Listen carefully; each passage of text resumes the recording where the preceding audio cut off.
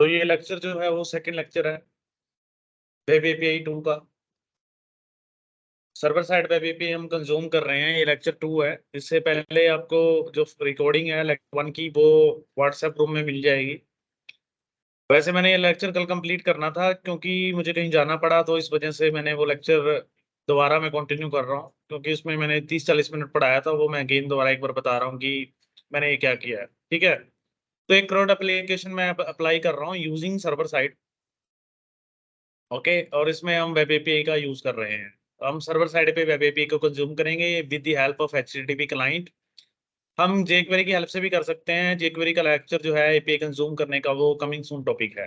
ठीक है, तो मैं आपको, जो बच्चे नए हैं जो इस वीडियो को देख रहे हैं, तो वो पहले मेरा लेक्चर 1 वीडियो देखे जो व्हाट्सएप ग्रुप में अवेलेबल है। जिसके पास नहीं है तो वो मेरे से पेन ड्राइव या फिर गूगल ड्राइव पे भी वीडियोस ले सकता है। ठीक है, तो मैंने क्या किया, डीएवी डेटाबेस यूज किया है और उसके अंदर मैंने स्टूडेंट नेम से टेबल बनाया है, जिसमें आईडी ऑटो इंक्रीमेंट है, नेम, रोल नंबर एंड वेरकर।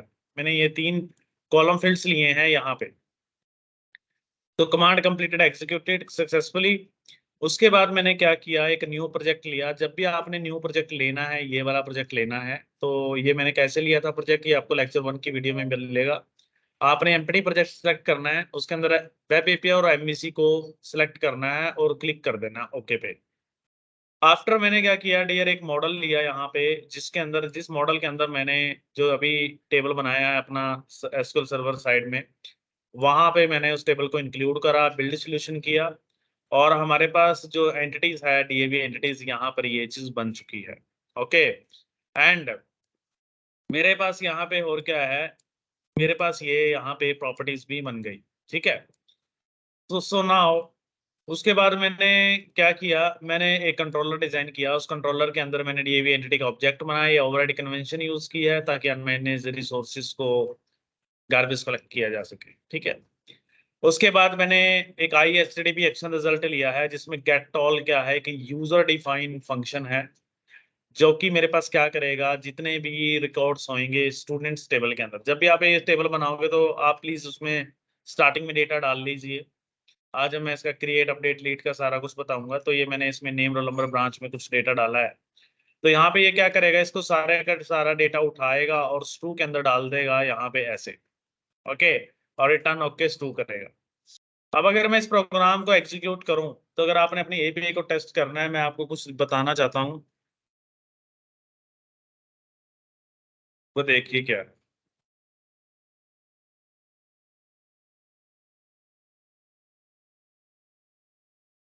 तो अगर मैं अपनी एपीआई को टेस्ट करूं, तो मेरे पास जो आउटपुट आएगी वो एक्सएमएल फॉर्मेट में आती है। एज यू नो कि हमें एपीआई के अंदर वेब एपीआई कॉन्फ़िग नाम से एक फाइल बनती है, इसके अंदर एपीआई नाम, एपीआई फॉरवर्ड स्लैश कंट्रोलर का नेम आता है। तो मैं यहाँ पे क्या कर रहा हूँ, इसके आगे यहाँ पे लिख रहा हूँ एपीआई एंड देन स्टूडेंट। जो मेरे पास डेटा आ रहा है वो एक्सएमएल फॉर्मेट में डेटा आ रहा है। ठीक है, एक्सएमएल फॉर्मेट में डेटा आ रहा है। अगर इसी डेटा को, इसी इसी इसी चीज को अगर मैं टेस्ट करना चाहूँ, तो पोस्टमैन में भी इसको मैं टेस्ट कर सकता हूँ। तो यहाँ पे जो मेरे पास डेटा आएगा, यहाँ पे गेट मेथड होना चाहिए, यहाँ पे जेसन फॉर्मेट में डेटा आ रहा है, ये देखिए, ये जेसन फॉर्मेट में डेटा आ रहा है। तो आपके पास ब्राउजर में एक्सएमएल फॉर्मेट में आ रहा है, ब्राउजर में आपके पास एक्सएमएल फॉर्मेट में आ रहा है, और आपके पास पोस्टमैन में क्या आ रहा है, जेसन फॉर्मेट में डेटा आ रहा है। बट अगर आप ये चाहते हो कि यार मेरा डेटा यहीं पे ये जेसन फॉर्मेट में है, तो उसके लिए आप लोगों ने क्या करना है, आप लोगों ने क्या करना है कि आपने सभी स्टूडेंट्स ने अपनी सॉल्यूशन एक्सप्लोरर पे जाना है। जैसे यहाँ पे वेब एपीआई कॉन्फ़िग है, इसके अंदर आपने एक लाइन लिखनी है, config dot parameters, sorry, config dot formatter dot remove config dot formatter dot XML formatter. इसका मतलब ये है कि जो इसकी वेब पे आउटपुट आती भी है, उसमें हम रिमूव किसको कर रहे हैं, एक्सएमएल फॉर्मेटर को रिमूव कर रहे हैं। राइट, तो अगर मैं इसको लगाता हूं, तो देखो जब मेरे पास डेटा जो रिजल्ट आएगा, वो मेरे पास ब्राउजर में भी अब जेसन फॉर्मेट में डेटा आना शुरू हो जाएगा। ठीक है,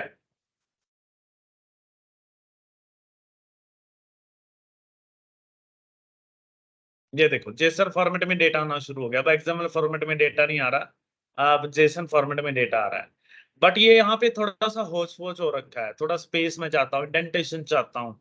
तो उसके लिए आप लोग क्या करोगे, उसके लिए आप लोगों ने क्या करना है, अपनी वेब एपीआई के अंदर आपने वेब एपीआई कॉन्फ़िग के अंदर आपने लिखना config.formatter.json फॉर्मेटर serialization setting.formatter। आपने उसकी फॉर्मेटिंग की इंडेंटेशन कर दी, ठीक है। तो जब मैं इसको यहाँ पे एग्जीक्यूट करूंगा तो आप देखोगे आपके पास जो रिकॉर्ड है वो आपके पास जो है वो प्रॉपर इंडेंटेशन के साथ जेसन के साथ आउटपुट आनी शुरू हो जाएगी, ठीक है। अब देखो मैं यहाँ पे एपीआई करता हूँ स्टूडेंट, तो देखो मेरे पास जो डेटा आ रहा है वो अब जेसन फॉर्मेट में डेटा आ रहा है, प्रॉपर आ रहा है इंडेंटेशन के साथ। सो आप लोगों को ये चीज भी मालूम होनी चाहिए कि बार एपीआई आप बना लेते हो तो कोई बंदा कंज्यूम करेगा आपकी एपीआई को, अगर वो हिट करके चेक करना चाहता है कि किस टाइप का रिजल्ट शो हो रहा है, अगर उसके पास पोस्टमैन वगैरह नहीं है तो आप उसको इस फॉर्मेट में रख सकते हो। आप जरूरी नहीं है कि आपने एक्सएमएल फॉर्मेटर रिमूव करना है, it is totally up to you कि आप उसको उस फॉर्मेटर में रखना चाहते हो या नहीं रखना चाहते। ओके, इतनी ही चीज समझ में आ गई सभी को? नताशा जी आपको भी आ गया यहाँ तक? ठीक है। अब नेक्स्ट मैं क्या करना चाहता हूँ, देखो जी मैं नेक्स्ट ये करना चाहता हूँ कि जो मेरे पास ISTTP action result get all है, मैं इस एपीआई को कंज्यूम करना चाहता हूँ। यानी कि जो ये पोस्टमैन वाली एपीआई है, यहाँ तो पोस्टमैन में डेटा आ रहा है, बट मैं चाहता हूँ कि मेरे ब्राउजर में डेटा है, यानी मेरी वेबसाइट जो है उस एपीआई को क्या करे, कंज्यूम करे। इस एपीआई का ये बेनिफिट होगा, अगर मैं कोई डॉटनेट की एप्लीकेशन बना रहा हूँ तो डॉटनेट में तो मैं इसको विजुअलाइज कर सकता हूँ डॉटनेट की हेल्प से। अगर कोई एंड्रॉइड का बंदा है तो वहां पे भी इस एपीआई का यूज करके वो डेटा डिस्प्ले करा सकता है। कोई जावा वाला है जावा वाला यूज कर सकता है, कोई आईओएस वाला है तो आईओएस वाला भी यूज कर सकता है, ठीक है। इसलिए इस एपीआई का बेनिफिट हो जाएगा। तो अभी हमने अगर डॉटनेट में इसको कंज्यूम करना तो कैसे करेंगे, सभी स्टूडेंट्स क्या करेंगे, कंट्रोलर पे राइट क्लिक करेंगे, ऐड पे जाएंगे और यहाँ पे मैं एक कंट्रोलर बना रहा हूँ। यहाँ पे मैंने एक कंज्यूम नाम से कंट्रोलर बनाया, आप किसी भी नाम से बना सकते हो, मैंने जान के राइट यहाँ पे मैंने जान जान के ये देखो राइट क्लिक करना है, एमवीसी कंट्रोलर बनाना है। यहाँ पे आपने वेब एपीआई कंट्रोलर नहीं बनाना, एमवीसी कंट्रोलर बनाना है। तो मैंने यहाँ पे लिखा है कंज्यूम, तो आपने कंज्यूम नाम से कंट्रोलर बनाना है, ये चीज हमेशा ध्यान रखना, कंज्यूम नाम से ही कंट्रोलर बनाना है, ठीक है। ओके, यहाँ तक पता लग गया। उसके बाद आपने क्या करना है, ऐड पे क्लिक करना है। जैसे ही आप ऐड पे क्लिक करोगे तो आपके पास यहाँ पे क्या हो जाएगा, एक कंट्रोलर बन जाएगा। ओके, अब आपने करना क्या है डियर, जब भी आपने आपने जब भी इस एपीआई को अगर आपने कंज्यूम करना है, जो आपकी ये वाली एपीआई है, इस एपीआई को अगर आपने कंज्यूम करना है तो आपके पास एक HTTP क्लाइंट नाम की एक लाइब्रेरी होती है, जिसकी हेल्प से आप क्या करते हो, अपनी एपीआई को कंज्यूम करते हो, राइट। तो हम यहाँ पे क्या करेंगे, यहाँ पे लिखेंगे HTTP क्लाइंट, ठीक है। HTTP क्लाइंट लिखेंगे और मैंने यहाँ पे क्लाइंट के आगे सेमीकोलन लगाया, फिर मैंने लिखा पब्लिक कंज्यूम कंट्रोलर, और यहाँ पे मैं क्या करता हूँ, अपनी एपीआई को कंज्यूम कर लेता हूँ और ओवरराइड कन्वेंशन लगा देता हूँ, ये बेस्ट प्रैक्टिस है। और यहाँ पे मैं क्या कर रहा हूँ, क्लाइंट डॉट रिस्पॉन्स, राइट। तो मैंने अपने इसको क्या करा, ऑब्जेक्ट को इनिशियलाइज कर लिया, ठीक है। अब उसके बाद आपने क्या करना है डियर, जो आपके पास ये वाला जो इंडेक्स है, इसके अंदर मुझे क्या करना है, इस एपीआई को कंज्यूम करना है, सॉरी इस एपीआई को कंज्यूम करना है, इस वाली को। तो सबसे पहले जो इसका डेटा आ रहा है वो जेसन फॉर्मेट में आ रहा है, यानी कि हमें एक लिस्ट चाहिए जिसके अंदर हम डेटा को स्टोर करेंगे। तो चलो जी हम यहाँ पे क्या करते हैं, एक लिस्ट बनाते हैं। तो मेरे पास स्टूडेंट नाम से टेबल था, तो मैंने लिखा यहाँ पे स्टूडेंट नाम से, मैंने क्या कर दी, एक लिस्ट बना दी। अब मैं यहाँ पे क्या करूंगा, मैं एपीआई का यूआरएल दूंगा कि मेरी वो जो एपीआई का यूआरएल है वो कहाँ पे है, मेरे HTTP क्लाइंट का ऑब्जेक्ट आएगा। देखो मैंने क्लाइंट नाम से ऑब्जेक्ट बना रखा है यहाँ पे। तो मैं यहाँ पे लिखूंगा क्लाइंट डॉट बेस एड्रेस, ये मेरे पास बेस एड्रेस है, इक्वल टू न्यू URI। तो मेरे पास यूनिवर्सल रिसोर्स लोकेटर कौन सा है, उस एपीआई का यूआरएल आ जाएगा। तो देखो मेरे पोस्टमैन में डेटा आ रहा है ये वाला, इस एपीआई को मैं उठाऊंगा, कॉपी करूंगा और यहाँ पे क्या करूंगा, उसको मैं यहाँ पे पेस्ट कर दूंगा। यहाँ पे मैं उस एपीआई को क्या करूंगा, इसके अंदर पेस्ट कर दूंगा ऐसे। तो जो मेरे पास एपीआई है वो यहाँ पे क्या होगी, मैंने डाल दी, ठीक है जी, डन है। यहां तक सभी को, स्टूडेंट्स को? यस। उसके बाद मेरे पास एक रिस्पॉन्स आएगा, रिस्पॉन्स डेटा आएगा मेरे पास, जो भी डेटा होगा मैंने यहाँ पे लिखा response data equal to client dot, यहाँ पे लिखेंगे गेट असिंक। उसके बाद क्लाइंट, यहाँ पर आएगा आपके पास आपके कंट्रोलर का नाम। तो यहाँ पे आपके कंट्रोलर का नाम लिखा जाता है। आपके कंट्रोलर का नाम क्या है? आपके कंट्रोलर का नाम क्या है? स्टूडेंट है। तो ये हमने इसको बता दिया कि यहाँ पे ये जो है मेरे पास, इसका नाम कंट्रोलर है। तो देखो मैंने लिखा var response underscore data equal to client dot get async data, यानी कि पहले तो मैंने क्या करा, एक बेस यूआरएल एड्रेस बता दिया, फिर मैंने उसको ये बताया कि कहाँ से डेटा आपने गेट करना है। एक स्टूडेंट नाम का कंट्रोलर होगा हमारे पास एक वेब एपीआई के अंदर, राइट? तो स्टूडेंट क्या है? Student is your web API controller. यहाँ पे वेब एपीआई कंट्रोलर, यहाँ पे वेब एपीआई कंट्रोलर है, ठीक है। उसके बाद क्या होगा, जब वो कंट्रोलर से डेटा फेच कर रहा होगा, यूआरएल से फेच कर रहा होगा, तो एकदम से वो क्या करे, आगे ना बढ़े। तो हम क्या करेंगे, उसको वेट पे लगाएंगे कि जब तक वो सारा डेटा वो गेट ना कर ले, यहाँ से कुछ ना कर ले, जब तक गेट लोड ना हो जाए सारा डेटा, तब तक वो क्या करे, आगे ना बढ़े, ठीक है। अगर मैं response underscore data dot wait ना लगाऊं, क्या पता वहां का रिस्पॉन्स टाइम काफी ज्यादा हो, राइट? तो उस केस में तो कोड आगे चला जाएगा, तो आपके पास क्या हो जाएगा, एक्सेप्शन अक्कर हो सकती है कि डेटा, मतलब कि डेटा होगा नहीं और डेटा आएगा नहीं, तो आपको लगेगा डेटा आया नहीं है। तो वो क्या करे, वेट करे जब तक वो सारा डेटा को कंज्यूम ना कर ले। जैसे ही वो सारा डेटा अपने पास लेकर आ जाए, ठीक है, तो मैं क्या करूंगा, उस डेटा को स्टोर कर लूंगा। कहाँ पे करूंगा? Response dot result. Response data जो रिजल्ट जो उसने वेट करके डेटा निकाला है जितना भी, वो क्या करेगा, अपना डेटा किस में डाल देगा, रिकॉर्ड में डाल देगा, ठीक है। अब देखो नेक्स्ट आगे, इफ यदि मेरे पास जो रिकॉर्ड है, आप ये भी लगा सकते हो record not equal to null, ठीक है।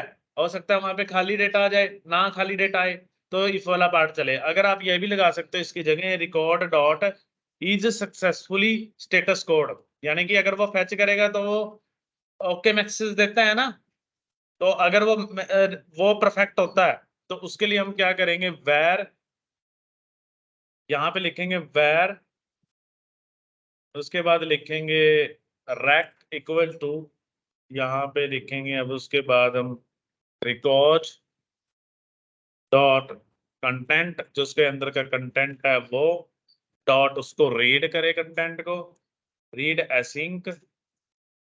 और उसके बाद उसको कहाँ पे डाले, वो लिस्ट है हमारे पास, लिस्ट के अंदर कौन सी है, स्टूडेंट। देखो जो उसका कंटेंट होगा वो हम मैच कराएंगे। वो किससे मैच कराएंगे हम?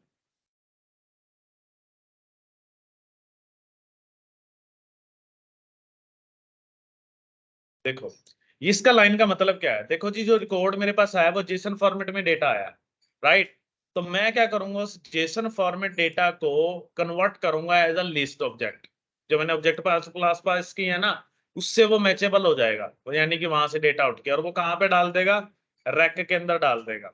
और हो सकता है कि इसके अंदर बहुत एन नंबर ऑफ रिकॉर्ड हो, तो ये क्या करे, जब तक ये सारे रिकॉर्ड को वहां पे उसके अंदर लिस्ट के अंदर ना स्टोर कर दे, तब तक वो क्या करे, आगे ना बढ़े। तो उसके लिए मैंने वेट लगा दिया। बहुत बहुत सारे केसेस में क्या होता है कि हमें हमें वेट लगाने की जरूरत नहीं पड़ती, बट अगर आप वेट लगाते हो तो वेल एंड गुड है। उसके बाद हम क्या करेंगे, यहाँ पे रैक डॉट रिजल्ट, जो होगा लिस्ट वाला डेटा जो है वो मेरे पास यहाँ पे आ जाएगा। एक बार इसको करो, मैं फिर भी दोबारा एक बार एक्सप्लेन कर देता हूँ इसको, और वो मैं यहाँ पे इसके अंदर इसको पास कर दूंगा, student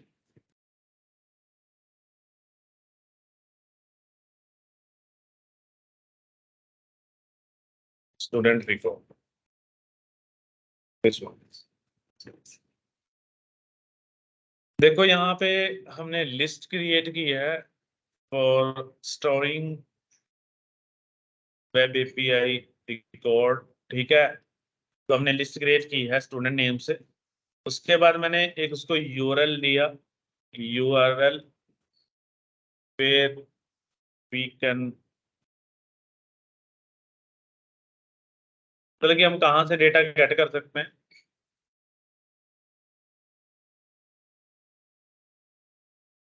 data from where we gate.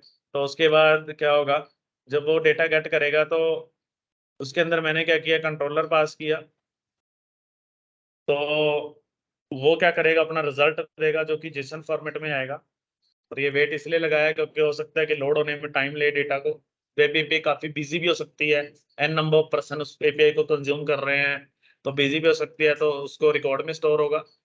उसके बाद अगर वो ओके हो जाती है तो हम क्या करेंगे, जो मेरे पास रिकॉर्ड कंटेंट आया उसको रीड करे, और रीड करके किस में कन्वर्ट करे, लिस्ट स्टूडेंट में, और उसको रैक में डाल देगा। हो सकता है कि इस प्रोसेस को काफी टाइम लगे कन्वर्जन में, तो उसके लिए मैंने रेट लगाया है तब कि आगे ना वो बढ़े।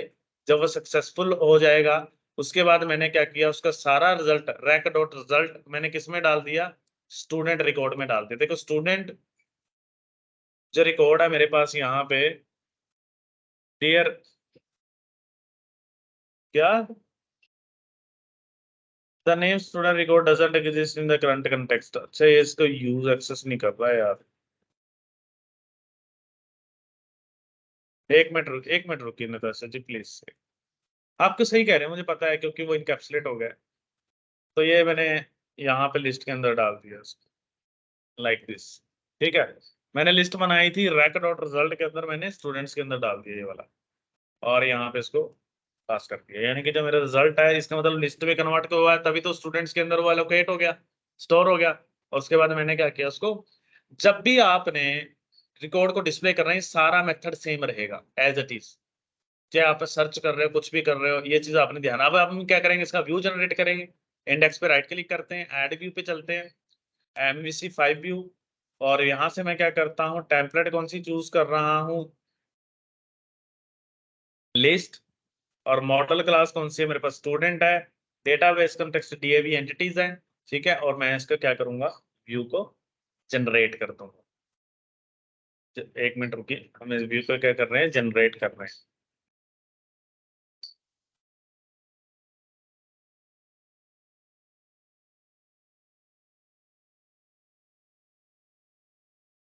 देखो ये मेरे पास व्यू जो है वो जनरेट हो गया है। हम इसके आउटपुट देखते हैं, रन करते हैं, तो मेरे पास सारा रिकॉर्ड जो है वो आना चाहिए।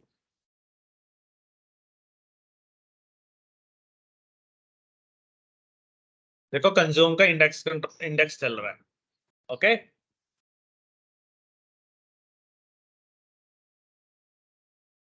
ये देखो रिकॉर्ड आ गया। ओके, अब हम क्या करेंगे, इसमें गेट बूटस्ट्रैप डाल लेते हैं। ठीक है, तो गेट बूटस्ट्रैप डॉट कॉम पर जाएंगे। देखो मैं तुम्हें ना बूटस्ट्रैप किसी अलग तरीके से इसको आज यूज करने सिखाता हूँ। हम क्या करते हैं यार, गेट बूटस्ट्रैप डॉट कॉम पे नहीं जाते, तुम्हें अलग तरीके से सिखाता हूँ। थोड़ा थोड़ा हम ना क्लाइंट साइड डेवलपमेंट पे इस्तेमाल करते हैं, वेब एपीआई के साथ थोड़ा आपको भी आएगा करना। तो हम क्या करेंगे, डियर कंटेंट पे राइट क्लिक करेंगे। ये मेरे पास कंटेंट है ना, ये देखो ये वाला कंटेंट है ना। कंटेंट पे राइट क्लिक करेंगे, यहाँ पे कंटेंट पे राइट क्लिक करेंगे, ऐड में जाएंगे, यहाँ पे है हमारे पास client side library. Okay, client side library पे क्लिक करेंगे और हम यहाँ पे सर्च करेंगे बूटस्ट्रैप।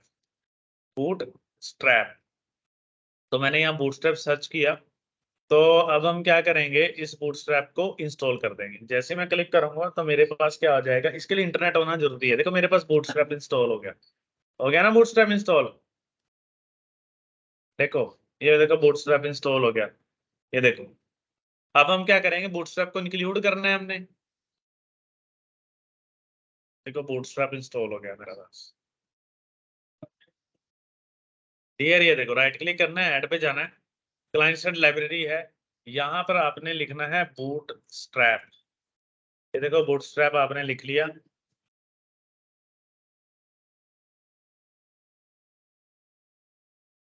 आप पैकेज कंसोल मैनेजर में जाके कैसे कह रही हो। हाँ वैसे भी कर सकते हैं, वो भी मेथड बिल्कुल परफेक्ट है, आप वैसे भी कर सकते हैं। आप पैकेज मैनेजर देखो, यहाँ पे बूटस्ट्रैप ऐड ऑन हो गया। अभी मैंने आपको बंडल के तरीके से इंक्लूड करना नहीं सिखा रहा हूँ, मैं आपको डायरेक्ट सिखा रहा हूँ। तो आपने क्या करना है, लेआउट डॉट CSS ओपन करना है। अब आपने करना क्या है, देखो यहाँ पे कंटेंट के अंदर क्या इंक्लूड है, bootstrap min dot CSS include है ना। तो मैं इसको तो यहाँ से क्या कर रहा हूँ, कट कर रहा हूँ। अब मैं चाहता हूँ बूटस्ट्रैप के अंदर CSS के अंदर, और यहाँ पे देखो bootstrap CS bootstrap dot mean dot CSS है ना, इसको मैंने यहाँ से पकड़ा और यहाँ पे क्या कर दिया मैंने, ड्रैग कर दिया। ये देखो, यहाँ से इसको पकड़ा और इसके अंदर मैंने layout underscore layout dot CSS HTML के अंदर मैंने क्या कर दिया, उसको ड्रैग कर दिया। ये देखो यहाँ पे ऐसे, ठीक है, पता लग गया। अब हम इसको कंट्रोल एस करेंगे और अपने इंडेक्स पे चलते हैं और लेट चेक इट कि ये काम कर रहा है क्या नहीं कर रहा है।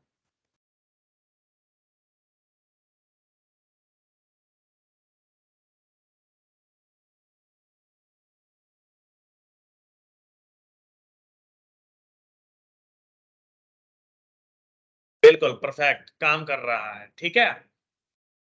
आ गया समझ में यहाँ तक सभी स्टूडेंट्स को? हाँ जी नताशा जी, आपको भी समझ में आ गया। नेक्स्ट ईयर मैं आपको क्या करवा रहा हूँ, इसके अंदर डिलीट का कोड करवा रहा हूँ, राइट। तो मैं क्या चाहता हूँ कि जब मैं डिलीट पे क्लिक करूँ, ये देखो ये जब मैं यहाँ पे डिलीट पे क्लिक कर रहा हूँ, तो ये देखो डिलीट नाम का क्या बनना चाहिए मेरे पास, कंट्रोलर बनना चाहिए डिलीट नाम का, बनना चाहिए ना डिलीट नाम का कंट्रोलर।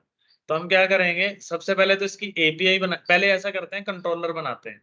तो मैंने यहाँ से इसको कॉपी किया, कॉपी करने के बाद हम क्या करेंगे, हम जाएंगे अपने स्टूडेंट कंट्रोलर के, सॉरी कंज्यूम कंट्रोलर के अंदर, और यहाँ पे लिखेंगे पब्लिक एक्शन रिजल्ट,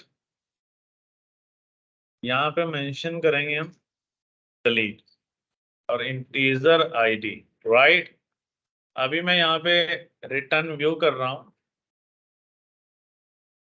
अभी यहाँ पे हमने API का कोड लिखना है डियर, राइट। अभी हमने यहाँ पे API का कोड लिखना है, जैसे हमने इस API का कोड लिखा था ना, ये वाला कोड लिखा था, ऐसे हमने यहाँ पे क्या करना है, API का डियर कोड लिखना है। अभी हम यहाँ पे इसका कोड करेंगे API का। तो अब आपने क्या करना है डियर, अपनी API को बनाना है, डिलीट API को बनाना है। तो सबसे पहले हम क्या करते हैं, API बनाते हैं। तो आप क्या करो, अपनी स्टूडेंट कंट्रोलर ओपन करो, यहाँ पे जाओ, यहाँ पे लिखो पब्लिक आई एक्शन रिजल्ट, और हम इसको क्या किस चीज का बना रहे हैं जी, हम इसको बना रहे हैं डिलीट का API के अंदर। और गेट की जगह हम क्या लिखेंगे, delete, okay, integer ID.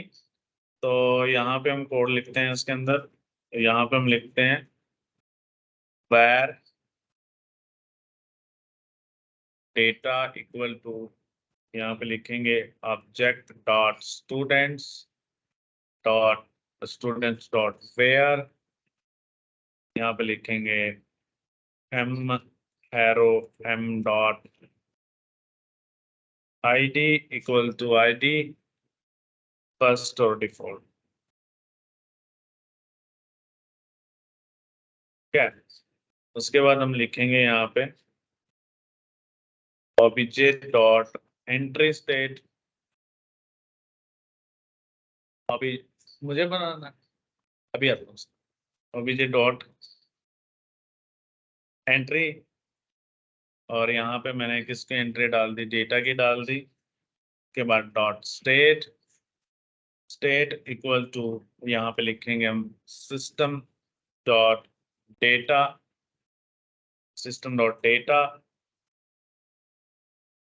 Dot entry state dot deleted.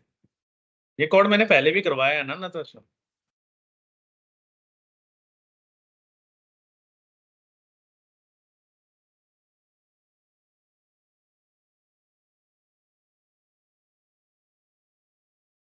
उसके बाद हम लिखेंगे ऑब्जेक्ट डॉट सेव चेंजेस, उसके बाद हम लिखेंगे रिटर्न, ओके, राइट। तो ये मैंने API का कोड लिख दिया है डिलीट का। अब इस API को हमने कहाँ पे कंज्यूम करना है नताशा, बताइए। जहाँ पे हमने कंट्रोलर बनाया वहां पे क्या करेंगे, हम इसको कंज्यूम करेंगे, ठीक है। तो उसके लिए आपने करना क्या है, अपनी वेब API को ओपन करो, ये लिख लिया ना कोड, लिखो जल्दी प्लीज।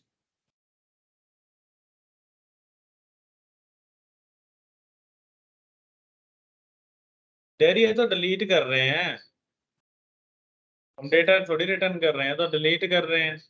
अब आप क्या करो, अपने कंज्यूम कंट्रोल निकाल दो, कंज्यूम कंट्रोलर प्रणव। हाँ, कंज्यूम कंट्रोलर में जाओ, कुछ चीजें इसमें कॉमन रहेंगी, वो क्या क्या रहेंगी वो देखिए। तो आपके पास ये सारा कोड कॉपी पेस्ट कर लो यहाँ से यहाँ तक का, ये कॉपी करो।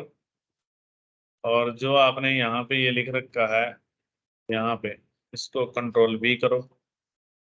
अब यहाँ पे मुझे क्या करना है, आईडी के बेस पे डिलीट करना, तो मैं लिखूंगा आईडी इक्वल टू, यहाँ पे लिखूंगा प्लस आईडी। उसके बाद स्टूडेंट का ऑब्जेक्ट बनाओ, स्टूडेंट इक्वल टू नल। उसके बाद आप क्या करो यहाँ पे,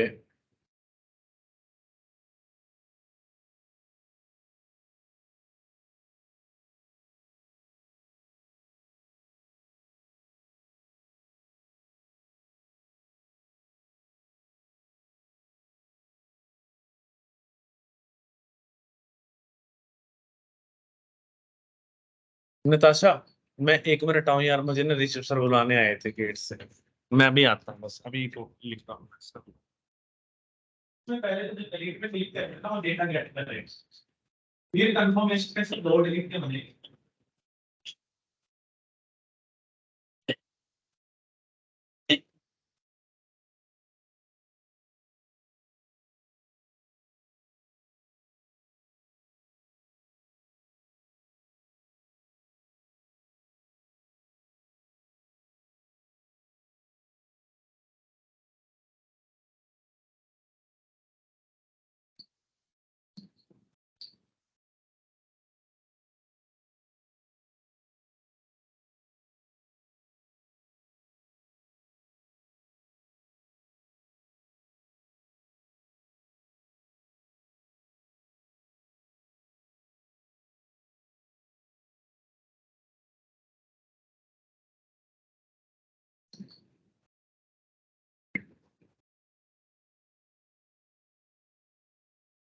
आप ये चेयर ले लो।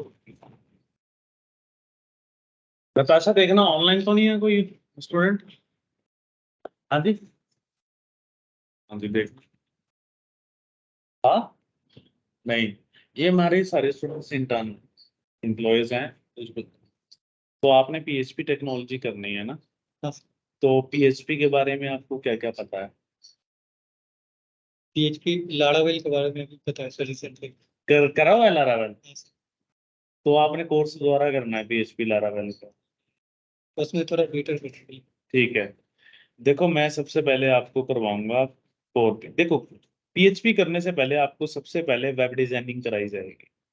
ठीक है, वेब डिजाइनिंग के अंदर हमारे पास क्या क्या मॉड्यूल कवर अप होंगे, एक तो होएगा HTML, फिर होएगा CSS, देन होएगी हमारे पास JavaScript, and then jQuery, and then होएगा हमारे पास बूटस्ट्रैप, राइट?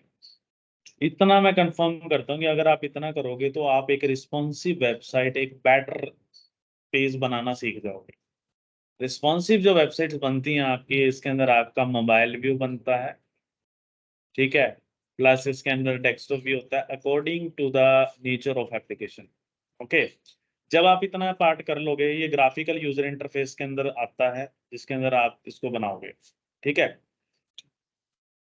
इसमें सारा code using visual studio code topic, visual studio code नाम का एक आईडी होता है, उसकी हेल्प से किया जाता है। ओके, जब इतने वाला पार्ट हो जाएगा, उसके बाद आपको करवाया जाएगा पीएचपी।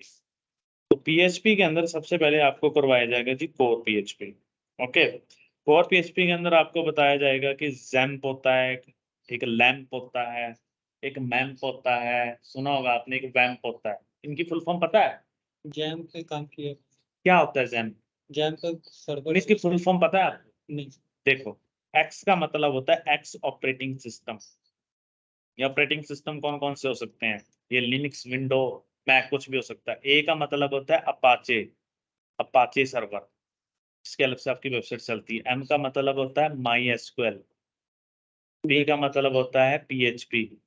तो जब आप जैम्प इंस्टॉल करते हो, ये सारी चीजें इंस्टॉल हो जाती हैं। जैसे आप लिनक्स पे काम करते हो तो उसके लिए लैम्प इंस्टॉल करते हो, एल स्टैंड फॉर लिनक्स। ए का मतलब अपाचे, एम का मतलब माइस्क्ल, पी का मतलब पीएचपी। अगर आप विंडो पे काम कर रहे हो तो आप करते हो वैम्प install, window Apache MySQL PHP. अगर आप जैम्प इंस्टॉल करते हो, जैम्प का बेनिफिट ये है, जो जैम्प है वो एक लिनक्स बेस्ड अपाचे सर्वर आपके सिस्टम में इंस्टॉल करता है। अगर आप क्योंकि आप लिनक्स पे काम करोगे तो लैम्प इंस्टॉल करोगे, Linux server Apache server fast होता है as compare to other server. तो अगर आपने विंडो पे भी लिनक्स अपाचे सर्वर चलाना है तो उसके लिए हम जैम्प इंस्टॉल करते हैं। ओके, तो सबसे पहले ये बताया जाएगा, फिर आपको बताया जाएगा कि वेरिएबल क्या होते हैं, टोकन्स क्या होते हैं, ठीक है, डेटा टाइप्स क्या होते हैं इसके अंदर, डॉलर से वेरिएबल्स बनते हैं, ठीक है। उसके बाद आपको करवाया जाएगा कंडीशन स्टेटमेंट्स की, कंडीशन स्टेटमेंट्स क्या होती हैं, ठीक है। कंडीशन स्टेटमेंट्स के अंदर if else else if nested if else आ जाता है, सारा स्विच स्टेटमेंट्स आ जाती हैं। उसके बाद आपके पास लूपिंग स्टेटमेंट्स, आपको सारा कुछ प्रैक्टिकल होएगा, ठीक है, A to Z. Looping statements के अंदर आपके पास for loop, nested for loop, ठीक है। उसके बाद while loop, do while loop, for each loop. उसके बाद आपको करवाया जाएगा एरे, एरे के अंदर आपके पास होएगा इंडेक्स एरे, आपने सुना होगा इंडेक्स एरे। उसके बाद होएगा आपके पास एसोसिएट एरे, ओके। उसके बाद आपके पास होएगा मल्टी डायमेंशनल एरे, सुना होगा आपने मल्टी डायमेंशनल एरे, राइट। फिर आपके पास एरे होएगा, फिर आपके पास क्या होएगा चैप्टर नेक्स्ट, फंक्शन। फंक्शन में कौन कौन से आते हैं, डिफॉल्ट फंक्शन, पैरामीटराइज फंक्शन और रिटर्न फंक्शन, राइट। उसके बाद आपके पास प्री डिफाइंड फंक्शंस आएंगे। प्री डिफाइंड फंक्शंस कौन कौन से फंक्शंस होंगे आपके इसके अंदर, एक तो एरे के प्री डिफाइंड फंक्शंस होते हैं, यूनियन, यूनियन ऑल। उसके बाद स्ट्रिंग के फंक्शंस होते हैं, रिवर्स करना, काउंट करना, है ना, ये सारा चीजें कवर अप होंगी। जब ये वाला फंक्शन चैप्टर कंप्लीट हो जाएगा उसके बाद आपके पास चलेगा ऊप्स कंसेप्ट पीएचपी में, ऑब्जेक्ट बिल्कुल, ऑब्जेक्ट ओरिएंटेड प्रोग्रामिंग लैंग्वेज, जिसके अंदर आपको सबसे पहले क्लास कराई जाएगी। क्लास के बाद आपको करवाया जाएगा इनहेरिटेंस। उसके बाद आपको करवाया जाएगा पॉलीमॉर्फिज्म, राइट। पॉलीमॉर्फिज्म के बाद आपको करवाया जाएगा इंटरफेस। फिर होएगी आपके पास abstract base class. Abstract base class, जैसे जावा के अंदर फाइनल कीवर्ड होता है, पीएचपी के अंदर भी फाइनल कीवर्ड होता है, तो आपको फाइनल कीवर्ड भी करवाया जाएगा। जब वो कंसेप्ट कवर अप हो जाएंगे फिर आपको माई सिक्वल कमांड लाइन इंटरफेस पे अलग से करवाया जाएगा, कमांड लाइन इंटरफेस पे, जिसमें आपकी डीएमएल कमांड होगी, डीडीएल कमांड होगी एंड डीसीएल कमांड्स होगी, जो ब्लैक सी विंडो पे चलती हैं, उस पे करवाया जाएगा। जब ये सारा सारा पार्ट हो जाएगा फिर पीएचपी के साथ डेटाबेस इंटीग्रेशन कराया जाएगा। डेटाबेस इंटीग्रेशन, कैसे हम क्या करते हैं, डेटाबेस को इंटीग्रेट करते हैं पीएचपी के साथ, जिसमें आपका लॉगिन, साइन अप, ठीक है, इंसर्ट, डिलीट, अपडेट, जो आपने एक्सएमएल से सीखा उससे व्यू बनाएंगे, डेटा डालेंगे, वो सब होगा इसमें हम। हाँ, इसमें मैं आपको सेशन भी कराऊंगा, कुकीज भी कराएंगे, ओके, ये सारा। फिर उसके बाद अगर आपने कोई टेक्स्ट है उसको पीडीएफ में कन्वर्ट करना है वो भी सिखाएंगे।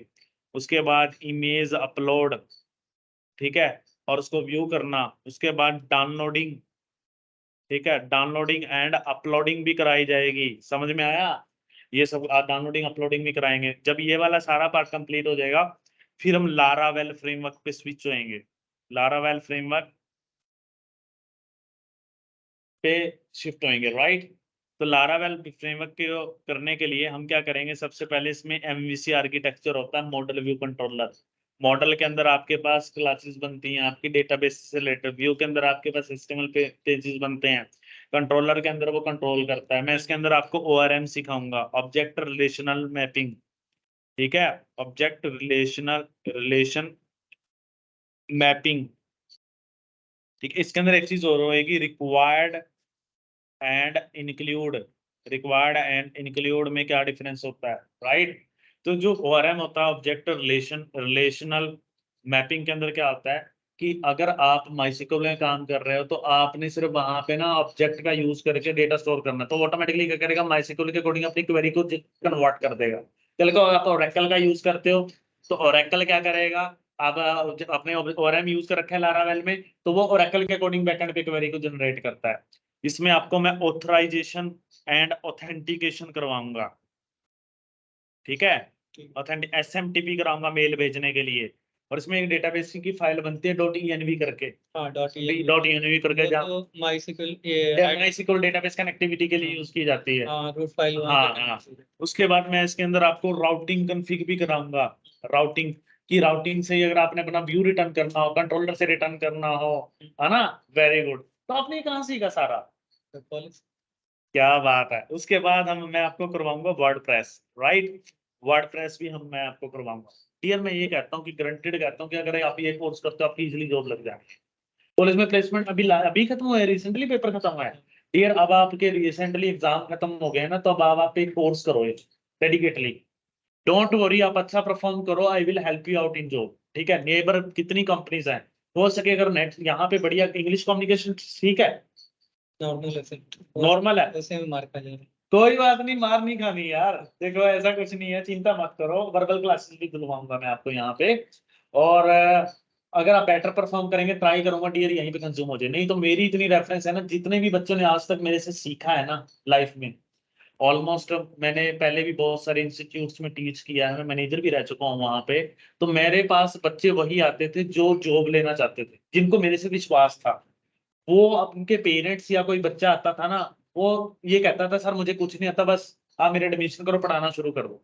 यानी कि उनको इतना विश्वास था। मैं खुद टेंशन में रहता था कि यार लोग मेरे पास उम्मीद लेकर आ रहे हैं कि यार उनको जॉब मिलेगी या नहीं मिलेगी, बट आज तक भगवान ने इतना अच्छा हाथ रखा है सर पे कि जो भी बच्चा पढ़ के गया ना वो हमेशा सेटल्ड हुआ है और नौकरी मिली है। यानी कि कोई बात नहीं, मेरे पास बहुत मेरी जान पहचान है मार्केट में भी। अगर आप बेटर परफॉर्म करते हो, जब मेरे अंडर काम करोगे तो मुझे पता रहेगा कि मुझे क्या आपको डिलीवर करना है, क्या अगला क्वेश्चन कर सकता है, क्या पूछ सकता है, मैं उस लेवल का आपको टीच करूंगा। टेंशन नहीं लेनी है बिल्कुल भी। आप कहाँ के रहने वाले हैं? पटना से। पटना से हैं? यहाँ आप कहाँ से हो? भागलपुर तो आगे। हाँ हाँ। पटना से अमन है। हाँ, यहाँ पे एक लड़का हो रहा है हमारे पास, वो भी पटना से है। तो हमें ये तो इंटर्नशिप है, हमारे एम्प्लॉय हम इनको पे कर रहे हैं। ये जनवरी में आए थे, उनके बहुत सारे राउंड्स हुए थे, आप इनसे पूछ भी सकते हो, 3-4 राउंड्स हुए थे। ठीक है, स्टूडेंट्स को पानी चाय लोगे? नहीं सर। अच्छा, बताओ फिर आपने कब से कंटिन्यू करना है? तो ये देखो फीस स्ट्रक्चर जो है डियर, इसकी वैसे तो इंक्लूडिंग जीएसटी 35,000 है, but I will give you a discount. मैंने आपको बोला था जब मेरे पास जॉब फेयर में भी आए थे, तो मैंने यही बात कही थी कि यार आप एक बार मेरे पास वहां पे आओ, मैं आपको क्या करूंगा, डिस्काउंट दूंगा। तो मैं सीधा इसके अंदर आपको 10,000 का डिस्काउंट दे देता हूँ, 25,000। 25,000 के अंदर देखो क्या होगा, आपका सारा तो वेब डिजाइनिंग कंप्लीट हो रही है, कंप्लीट टॉप नॉच। अगर आप अकेला मार्केट में वेब डिजाइनिंग भी करने जाओ ना, आप किसी भी इंस्टीट्यूट में चले जाना, आपसे कम से कम 15-20 हजार से कम में वेब डिजाइनिंग नहीं कराएगा। मैं आपको क्या करा रहा हूँ 25,000 के अंदर, including PHP, including Laravel, including आपको वेब डिजाइनिंग। समझ में आया? आपके पास एक ऑप्शन और रहेगा, अगर आपने IBM की सर्टिफिकेशंस लेनी है, इंटरनेशनल सर्टिफिकेशंस, उसका 1,600 रुपए का वाउचर लगता है। IBM लेती है पैसे, हाँ। उस पर GST 1,800 रुपए का पड़ेगा वो। आप IBM का भी पेपर दे सकते हैं, IBM की आपके पास सर्टिफिकेशन होएगी, IBM सर्टिफिकेट देगा। नेक्स्ट मार्क्स की तो रहेगी रहेगी, आपको IBM की भी लेगी। ये 25 से अलग रहेगा अगर आप इंटरेस्टेड हो। अगर आप इंटरेस्टेड नहीं हो, वो आपकी चॉइस है। मैंने इनको भी बोला था, ये मेरे पास कर रहे हैं, इनको कोई माइक्रोसॉफ्ट का सर्टिफिकेट नहीं मिलेगा, ये डॉटनेट कर रहे हैं। क्योंकि माइक्रोसॉफ्ट का जो फीस है वो डॉलर में, आप MCP की फीस देखो ना गूगल पे क्या है, तो वहां पे उसकी 5,500 फीस है। उसका एग्जाम होता है, अगर आप 900 में से 700 पासिंग स्कोर अगर नहीं होते तो पैसे भी गए और आप फेल भी हो। बट अगर आप ये करना चाहते हो, ये IBM का PHP सर्टिफिकेशन देता है। वैसे जो PHP है ना, जेंडर टेक्नोलॉजी ने बनाई है। जैसे डॉटनेट है वो माइक्रोसॉफ्ट का प्रोडक्ट है, हाँ। जो जावा है ओरेकल का है, PHP जेंडर टेक्नोलॉजी का। रेस्मस लिडॉफ था, 1994 के अंदर PHP बनाई थी रेस्मस लिडॉफ ने, 1955 के अंदर उसने ओपन सोर्स कर दिया। ठीक है, और लारावेल जो बनाया गया था, ब्रिटिश कोलंबिया में एक इंस्टीट्यूट है, रिसर्च इंस्टीट्यूट है, जिन्होंने लारावेल बनाया था। ठीक है, मैंने बहुत सारे बच्चों को अपनी लाइफ में PHP टीच किया है, और वो बच्चे हमेशा सक्सेस गए हैं।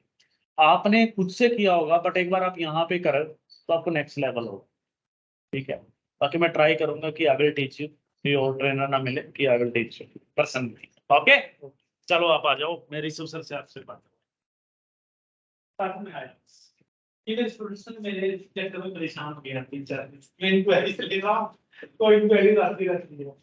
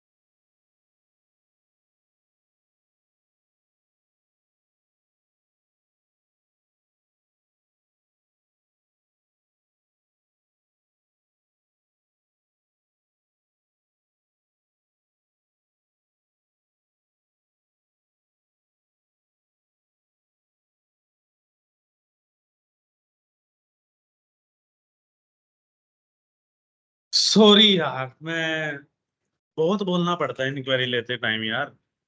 बच्चे फिर भी पे कर रहे हैं, जो बच्चों की जॉब नहीं लग। हाँ यार, महंगा इसलिए है, बाकी इंस्टीट्यूट्स में जाओ तो सस्ते हैं 10-10 हजार में। अब यार मेरे से पढ़ना है तो फीस मैं बहुत लेता हूँ।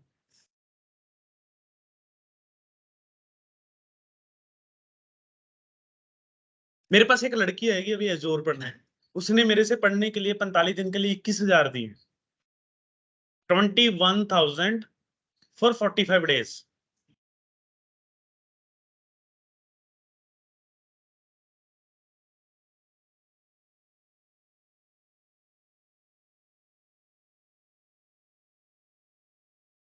नहीं डियर, देखो पता क्यों है, वो जितने भी कॉर्पोरेट ट्रेनर से अगर आप कहीं से भी करोगे ना, वो कॉस्टली होते हैं। ये तो कुछ भी नहीं है। जो सिंपली लर्न पे मेरे पास ऑफर आते हैं डेली, सिंपली लर्न ज्वाइन कर लो। वो मुझे ये कह रहे हैं कि सर हम आपको 1 घंटे का 4 हजार रुपये देंगे, पढ़ाने का 1 घंटे का 4 हजार रुपये। अगर आप 8 घंटे लगाते हो, 8 चौका 32, मैं 32 हजार एक दिन के कमा सकता हूँ।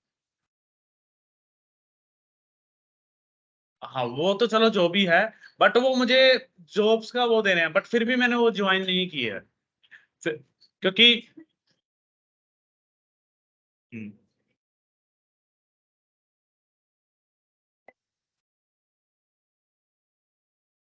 क्योंकि मैं तुम्हारा से नहीं कर रही थी, पर मैंने 3500 में कोर्स करा 47 दिन। देखो जो भी हमारे पास यहाँ पे 45 डेज के मोस्टली जो कोर्सेज कर रहे हैं स्टूडेंट्स, उनको माइक्रोसॉफ्ट की या फिर आईबीएम की तरफ से ही सर्टिफिकेट मिलेगा डायरेक्ट। जो अगर वो फॉरेन जाते हैं तो उनके रिज्यूम में क्रेडिट होगा, प्लस पॉइंट। अगर को पीआर लेते हैं आगे, कॉलेज में अप्लाई करते हैं, तो इंटरनेशनली वो वर्ल्ड वाइड वैल्यूएबल होगा।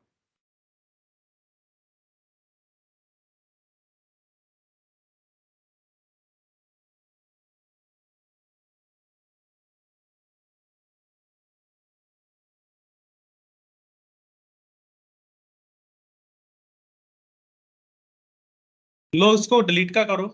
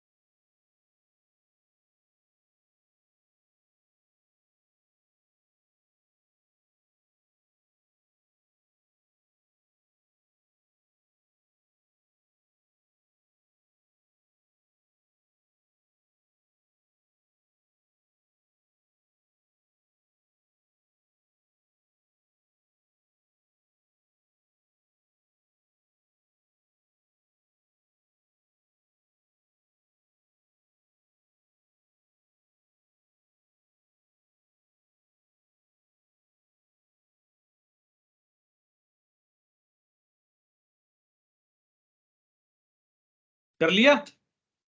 यस। अब आप मुझे ये कहोगे, अब सर ये तो स्टूडेंट तो कंट्रोलर है, आपने ये आईडी पास कर दी, अब ये वाली रिक्वेस्ट किसके पास जाएगी, है ना? तो ये जब मैं डिलीट करूंगा, अभी मैं इसका व्यू जनरेट करूंगा, ये कहीं से तो डेटा तो लेकर आएगा ना। तो ये जो जब आप डिलीट करोगे, तो उसके लिए सबसे पहले हमें एक स्टूडेंट कंट्रोलर के अंदर जाना है, और यहाँ पे हमें क्या करना है, एक एचटीटीपी गेट बनाना है। यहाँ पे लिखो public action result ISTTP action result. यहाँ पे लिखो get by ID, integer ID. यहाँ पे लिखे आप where student equal to object dot students dot where m arrow m dot id equal to id dot first or default। यहाँ पे लिखो रिटर्न।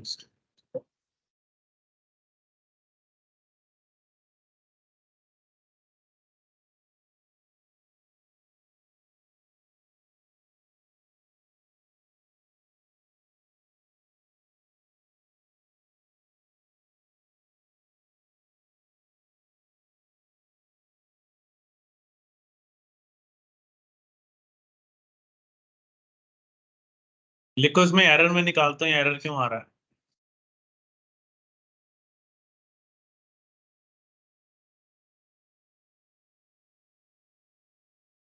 हाँ, ये मेरी 2 हेडर फाइल इंक्लूड हो गई हैं ऊपर, इसलिए उसको दिक्कत हो रही है।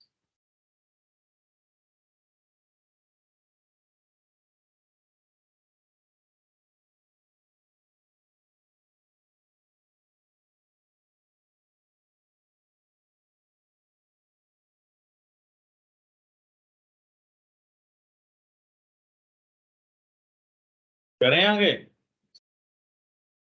तो देखो यहाँ पे मेरे पास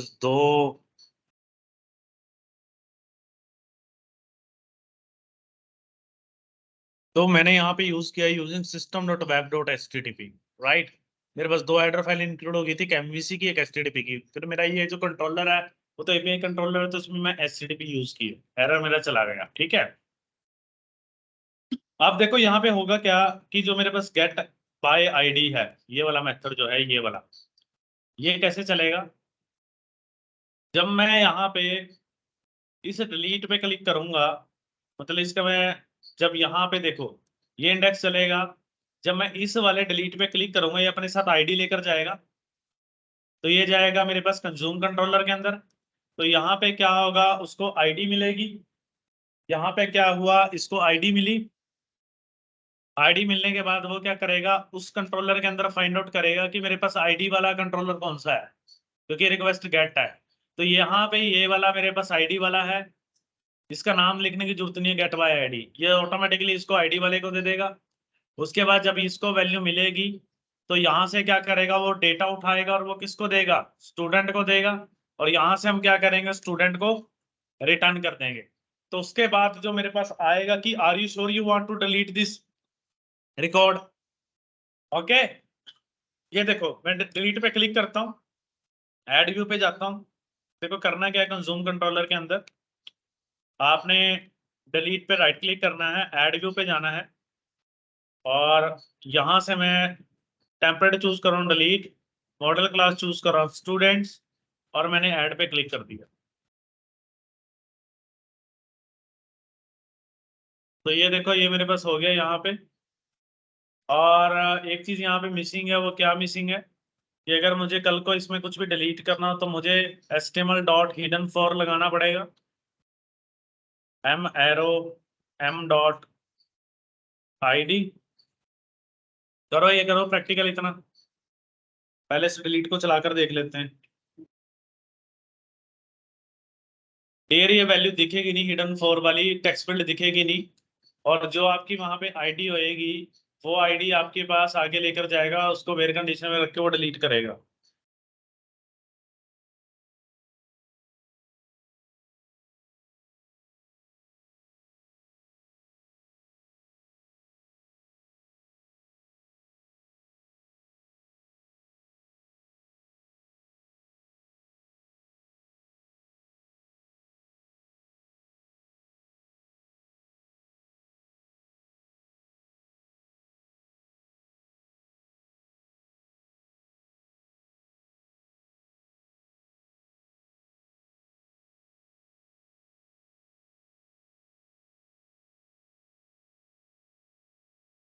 करें आगे, इसको एक बार चेक करते हैं इंडेक्स से।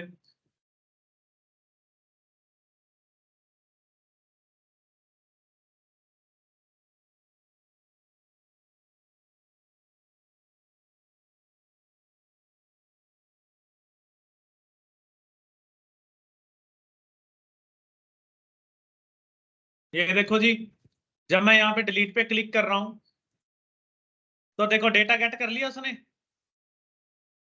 राइट। अब जब मैं इस वाले डिलीट बटन पे क्लिक करूंगा, ये वाला जो डिलीट बटन है, तो ये मेरी कौन सी एपीआई को हिट करे उसका हमने कोड करना है। जब मैं डिलीट पे करूंगा तो मुझे यहाँ पे एक एचटीटीपी पोस्ट वाला बनाना पड़ेगा ना, समझ रहे हो ना मेरी बात को। तो यहाँ पे मैं लिख रहा हूं एचटीटीपी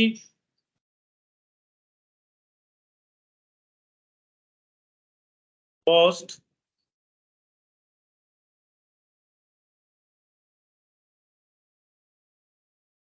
एचटीटीपी जी, ये डिलीट होगा, डिलीट कर रहे हैं ना हमको।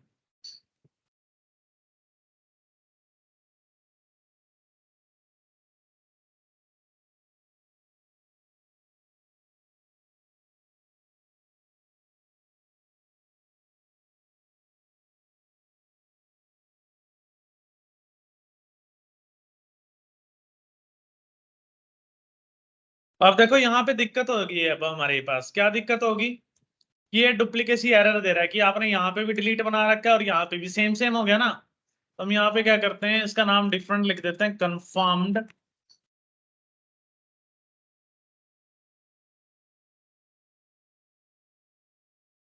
और हम क्या करेंगे, इसका जो नेम है यहाँ पे दे देते हैं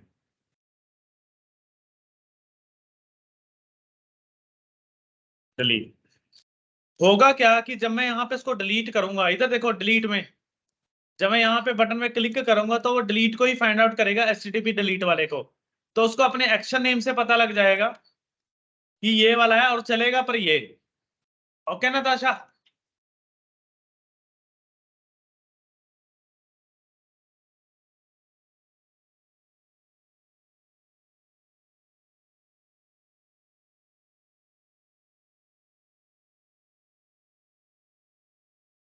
करें कोड। अब इसके अंदर जो डेटा है वो कौन कौन सा कॉपी करना है आपने, यहां तक ये डेटा कॉपी करो, यहाँ पे पेस्ट करो।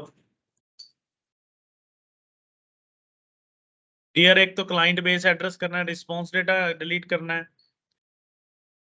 गेट की जगह अब आएगा डिलीट, क्योंकि हम डिलीट करना चाहते हैं, डिलीट असिंग, राइट। तो ये ठीक है, ये डिलीट वाले पे जाएगा।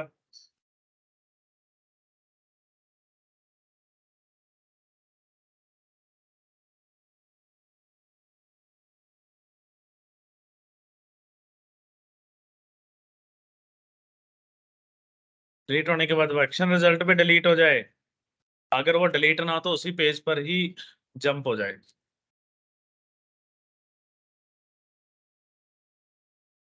तो हमने यहाँ पे डिलीट वाले एपीआई कॉल कर ली, डिलीट असिंग का। डिलीट असिंग से कौन से वाला कॉल होगा अभी मैं आपको खोल के दिखाता हूँ।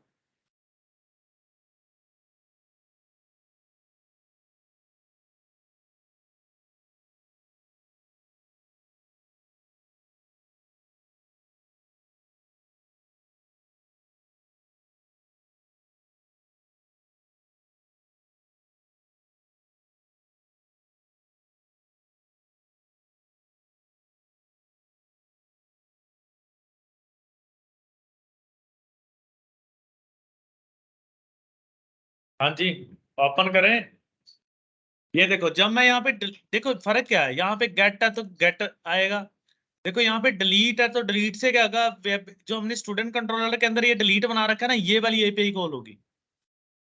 ये देखो डिलीट एसिंक स्टूडेंट आईडी, तो वो डिलीट वाले को फाइंड आउट करेगा, ये रहा एचटीटीपी डिलीट, तो इससे तो डिलीट हो रहा है।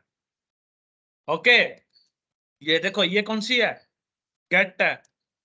तो यहाँ पे जब मैं डिलीट कर रहा हूँ तो यहाँ पे कौन सी लगी है, गेट असिंक। ये देखो डिलीट के लिए गेट असिंक लगा है, समझ में आया। ये चीज ऐसे है। चलो जी, इसको चेक करते हैं क्या मेरे पास रिकॉर्ड डिलीट होता है।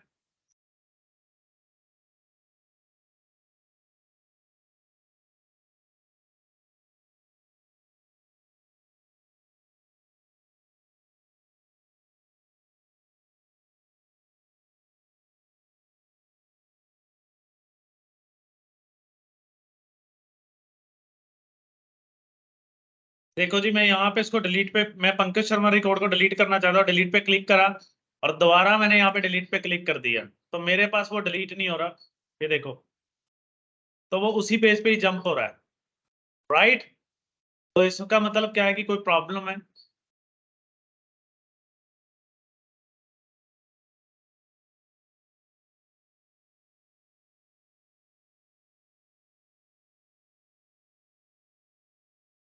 वो ये सक्सेस रिकॉर्ड नहीं दे रहा, इसका मतलब ये डिलीट वाला।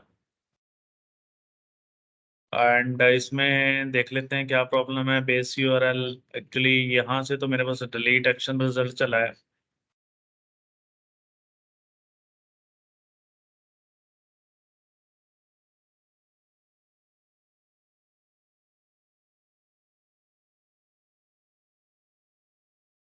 एचटीटीपी डिलीट, बस और डिलीट जो डेटा है वो जी यहाँ पे हो गया, और एंटिटी स्टेट डिलीटेड। यहाँ पे तो कोई प्रॉब्लम नहीं है इसके अंदर, तो ये डिलीट वाले पेज में तो कोई दिक्कत नहीं है।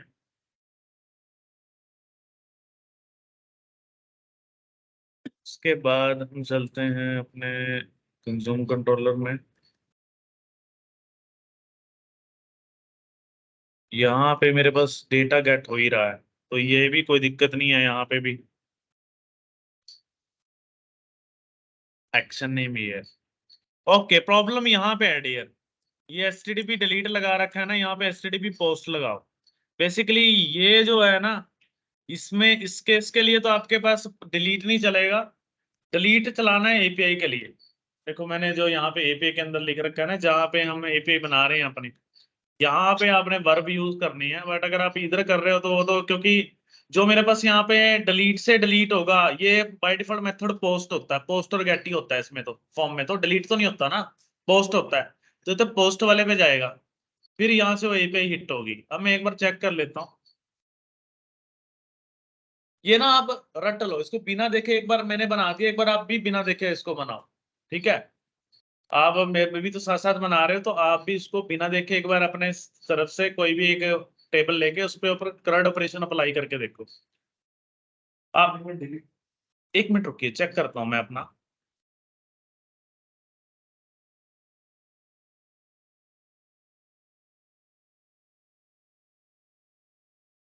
थोड़ा टाइम लग रहा है एपीआई को कॉल करने में। देखो यहाँ पे मैं क्या कर रहा हूँ, डिलीट पे क्लिक कर रहा हूँ, मैं पंकज शर्मा रिकॉर्ड को डिलीट करना चाहता हूँ, डिलीट पे क्लिक करा और एक्सेप्शन अक्कर होगी।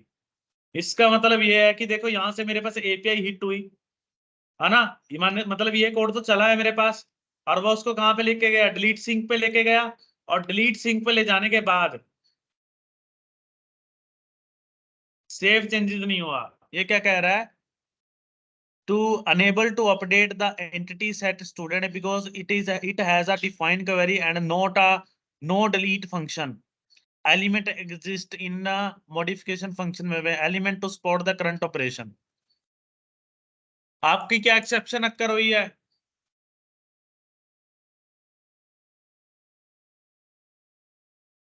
नताशा तुम्हारा डिलीट हो गया?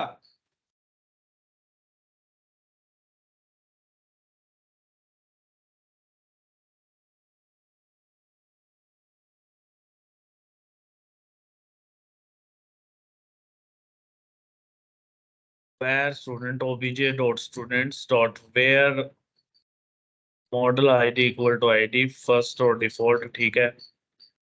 obj dot entry data dot state equal to system dot data dot entity state dot deleted object dot save changes return, okay।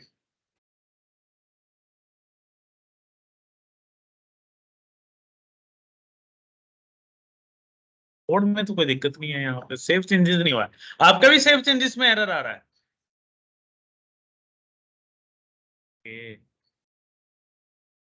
Consume controller में तो कोई दिक्कत नहीं है यहाँ पे।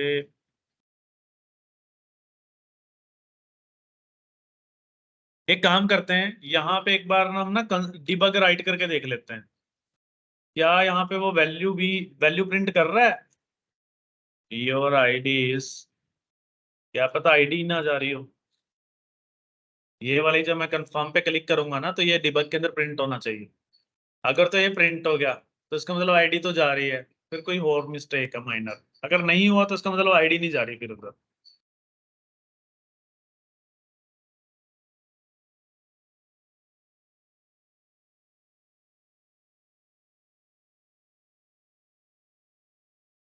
डिलीट, और डिलीट पे क्लिक करते हैं तो एक्सेप्शन अक्कर होगी। डिबग में चलते हैं।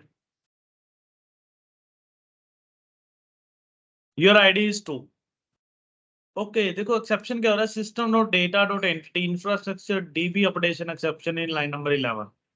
The entity framework DDL was not handle in user code. Hello, ठीक है आ गया।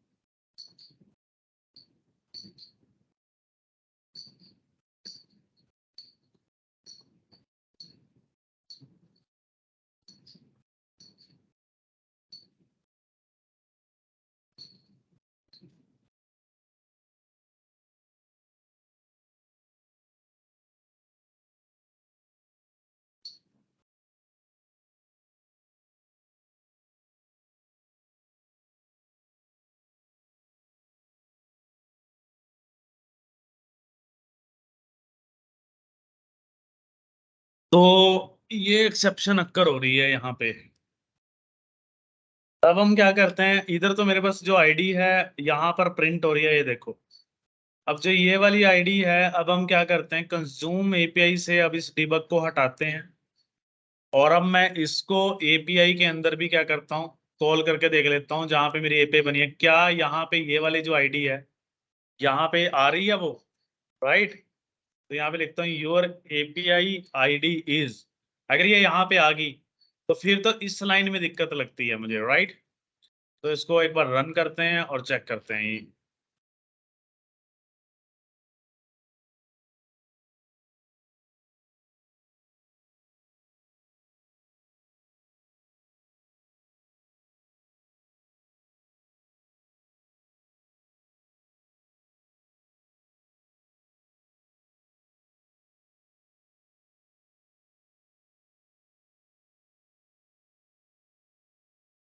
तो इसके व्यू में जाके हम इसके आउटपुट को प्रिंट करते हैं, your API ID is 2।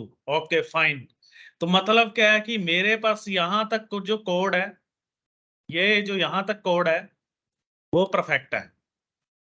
Okay, तो अब हम यहाँ पे चलते हैं, यहाँ पे प्रॉब्लम क्या है फिर।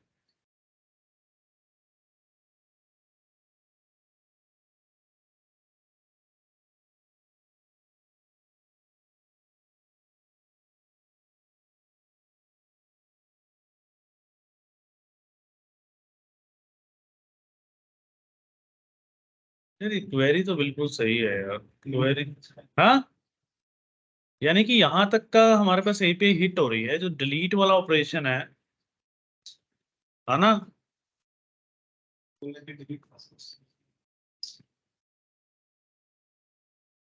ऊपर कोई और लाइब्रेरी तो नहीं है ऐसी हमने इंक्लूड कर रखी जिसकी वजह से हो रहा हो।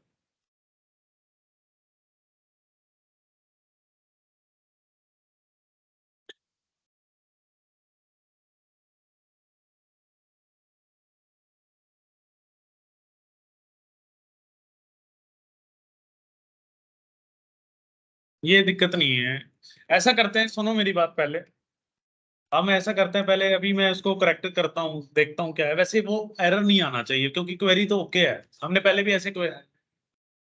तुम्हारा डिलीट हो रहा है, डिलीट होने के बाद कहाँ पे आ रहा है वो दोबारा उस पे, डिलीट पे क्लिक करने के बाद कोई ओके, कोई बात नहीं।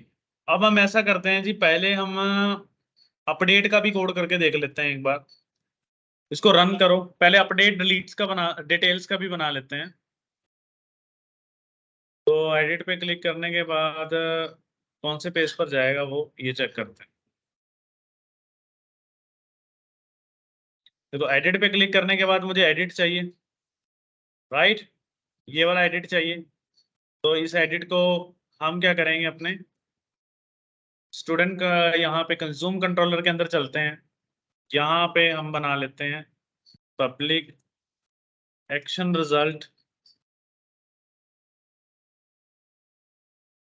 और यहाँ पे मैंने लिखा एडिट, और इसके अंदर मैंने लिखा इंटीजर आईडी, और इसके अंदर भी वही कोड आएगा जो कोड डियर मैंने डिलीट के लिए लगाया था, क्योंकि इसने भी वही व्यू डिस्प्ले करना है।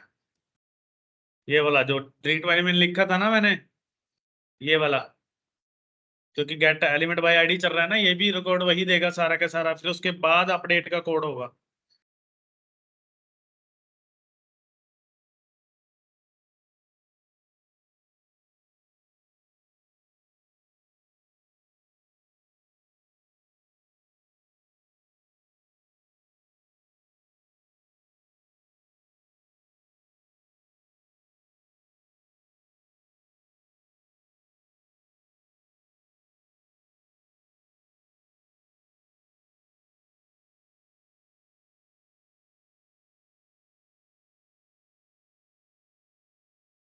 करें, यस। एडिट पे राइट क्लिक करो, ऐड व्यू पे जाओ, टेम्पलेट लॉस का एडिट, स्टूडेंट डीएवी एंटिटी, इसका एडिट बना दो।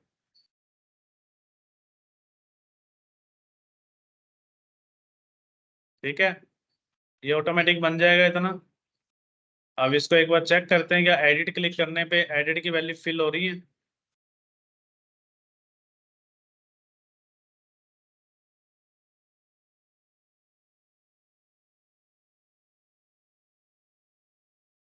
देखो एडिट पे क्लिक करने पे देखो एडिट की वैल्यू फिल हो रही है, परफेक्ट।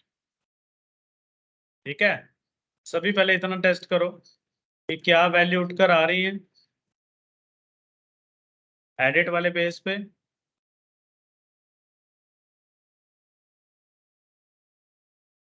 ठीक है, नहीं सेव का कोड डियर अभी करना है ना, पोस्ट लगेगा कंज्यूम कंट्रोलर में। तो यहाँ पे जाओ, अब एक एपी यहाँ पे कंज्यूम कंट्रोलर में लिखो एचटीटीपी फॉर्म की वैल्यू जो आएगी ना, वो हमें गेट करनी है। अब पब्लिक एक्शन रिजल्ट, यहाँ पे हम लिखते हैं एडिट, और इसके अंदर हम क्लास पास करेंगे स्टूडेंट, उसका ऑब्जेक्ट टू, और इसके अंदर हम एपीआई हिट करेंगे पुट वाली, यानी कि हम ये सारा कोड सेम है यहाँ तक। डिलीट वाला कोड, डिलीट कंफर्म वाला कोड कॉपी कर लो, पेस्ट करो। अब यहाँ पे डिलीट की जगह आ जाएगा मेरे पास पुट। पुट होता है अपडेट के लिए, मैंने बताया था तुम्हें, पुट एज जेसन।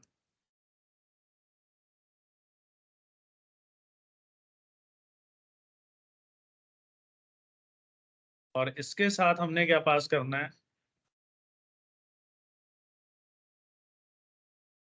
स्टूडेंट, क्योंकि जिसको जेसन मिलेगा स्टूडेंट नेम से, और जो मेरे पास जेसन आएगा उस ऑब्जेक्ट को मैं यहाँ पे पास करता हूँ, लाइक दिस।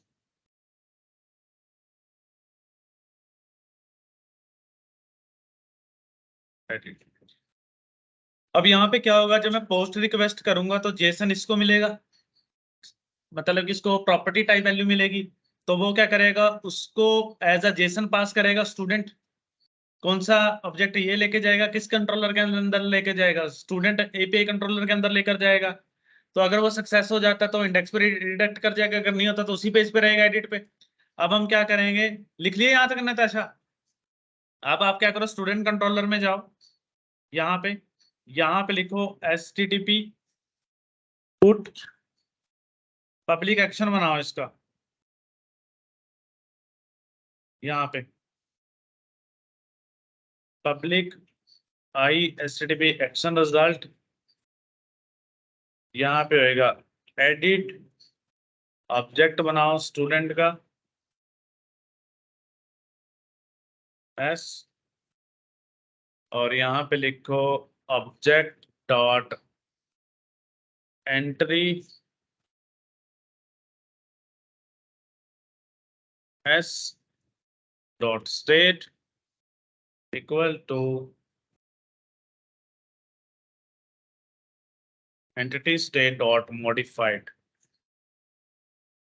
इसके बाद ऑब्जेक्ट को सेव चेंजेस रिटर्न हो, ये कोड कंप्लीट। यानी कि ये वाली एपीआई हिट होएगी कौन से यहां से ये वाली एपीआई हिट होएगी, ये वाली दिस वन।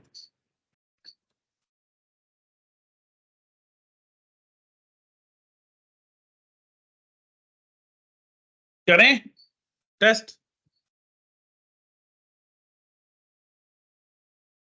चेक करते हैं इसको।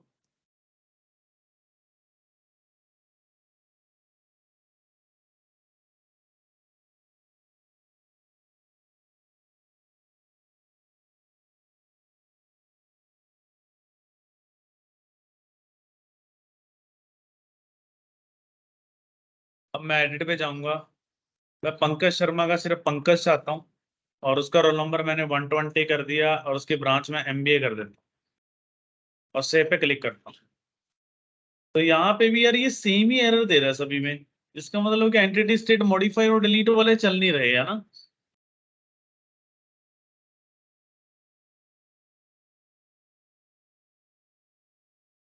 सेम है यार,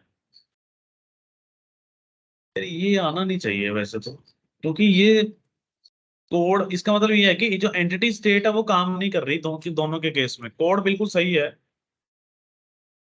लेट मी चेक इट की एक्सेप्शन क्यों आ रहा है यार।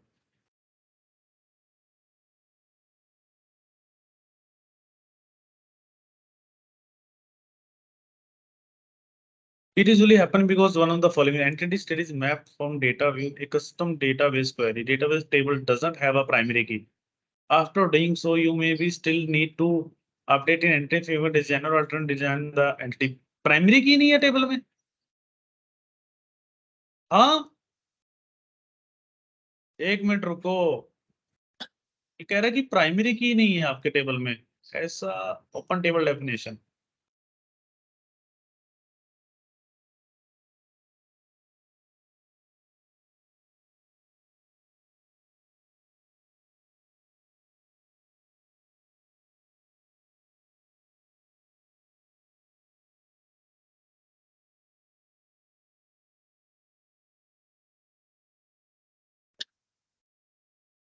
प्राइमरी की नहीं है टेबल में यार, तभी नहीं। ऑटो इंक्रीमेंट राइट क्लिक करो, सेट प्राइमरी की, ठीक है। और उसके बाद आप क्या करो, Ctrl+S, अपडेट पे क्लिक करो। पता लग गया प्रॉब्लम क्या थी? अब इसको अपडेट कर दो, अपडेट डेटाबेस। प्रणव तुम्हारा भी यही प्रॉब्लम होगा, अपडेट कर दो। अब क्या करो, अपना EDX ओपन कर लो, कोई बात नहीं है, पर आराम से कर लो।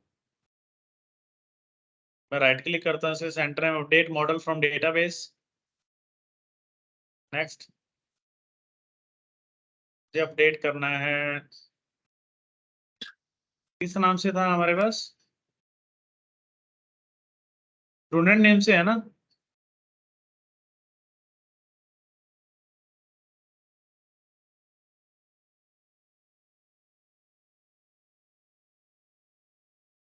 मनीष, रेडी। उसके बाद बिल्ड बिल्ड सोल्यूशन। आपने इस चीज का हमेशा ध्यान रखना है कि जो आपकी प्राइमरी की, हाँ क्या कह रहे हो नताशा? चल पड़ा? ठीक है, बिल्ड सक्सीड हो गया और लेट मी चेक इट, ये काम कर रहा है कि नहीं कर रहा है। भाई वही कह रहा हूँ यार, कोड बिल्कुल परफेक्ट है और वो क्यों नहीं उसको डिलीट और अपडेट कर पा रहा। जी रिफ्रेश पे क्लिक कर लो, टॉप पे है।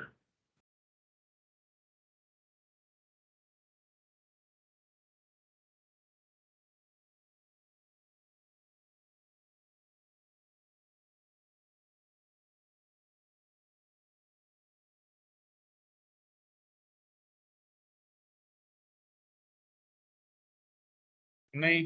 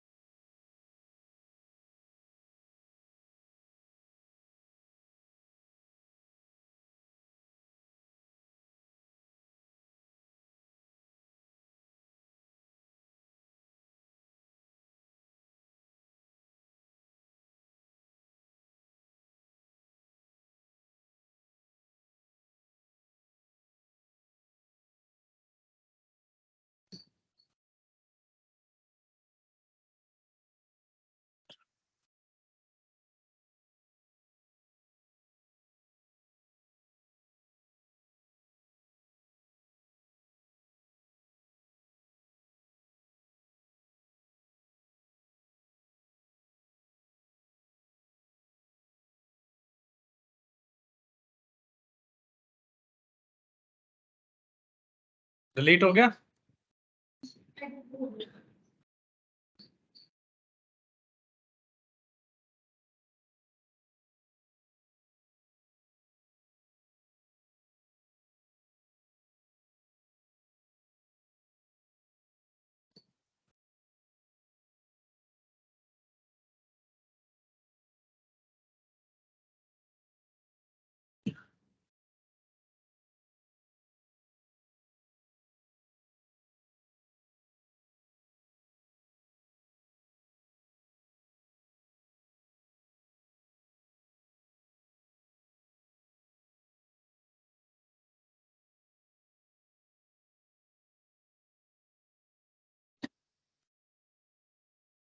तो उसके बाद अब मैं इसको रन करता हूँ।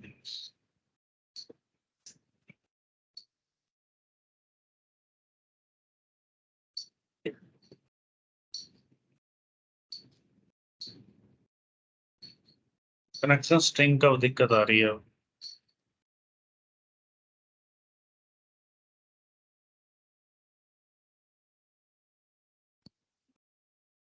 डिलीट भी हो गया, अपडेट।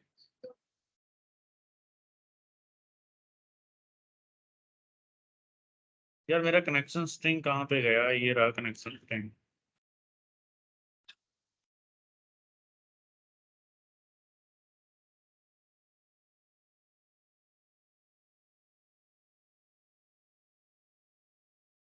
मल्टीपल स्ट्रिंग कह रहा है मेरे उसमें।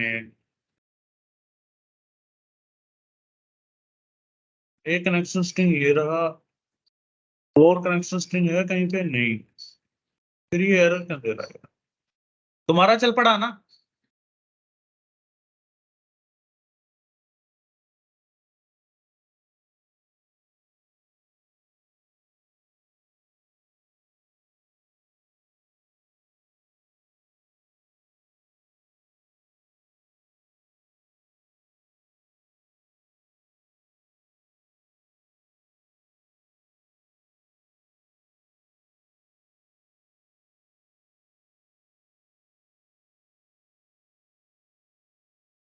यार मुझे ना अपनी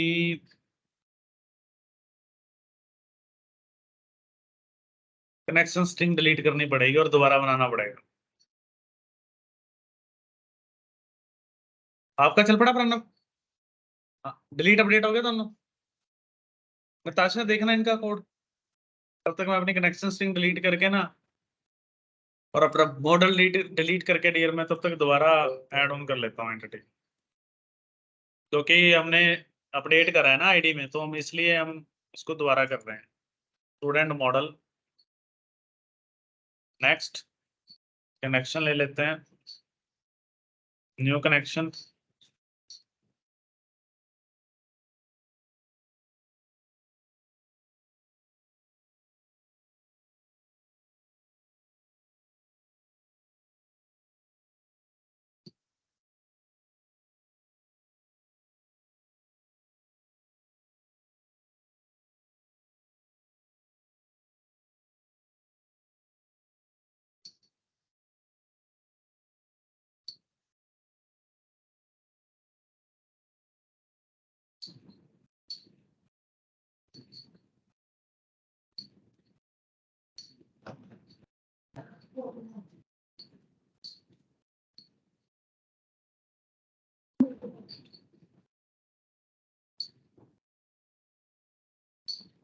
स्टूडेंट्स को ऐड करता हूँ मैं डीएवी मॉडल।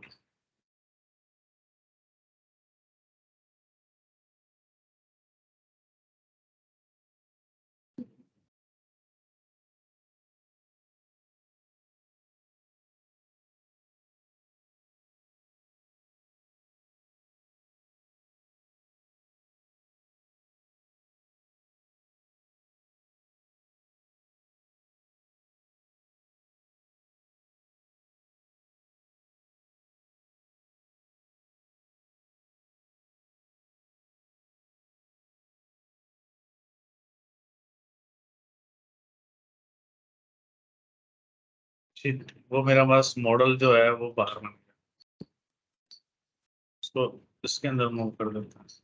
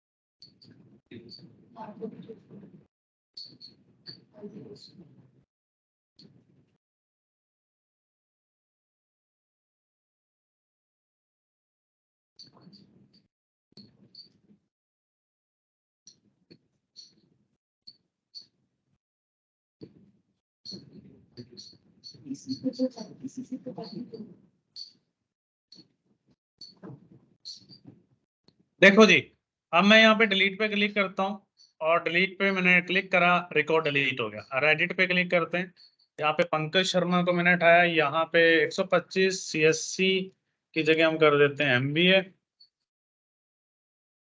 MBA save. तो देखो अपडेट भी हो रहा है।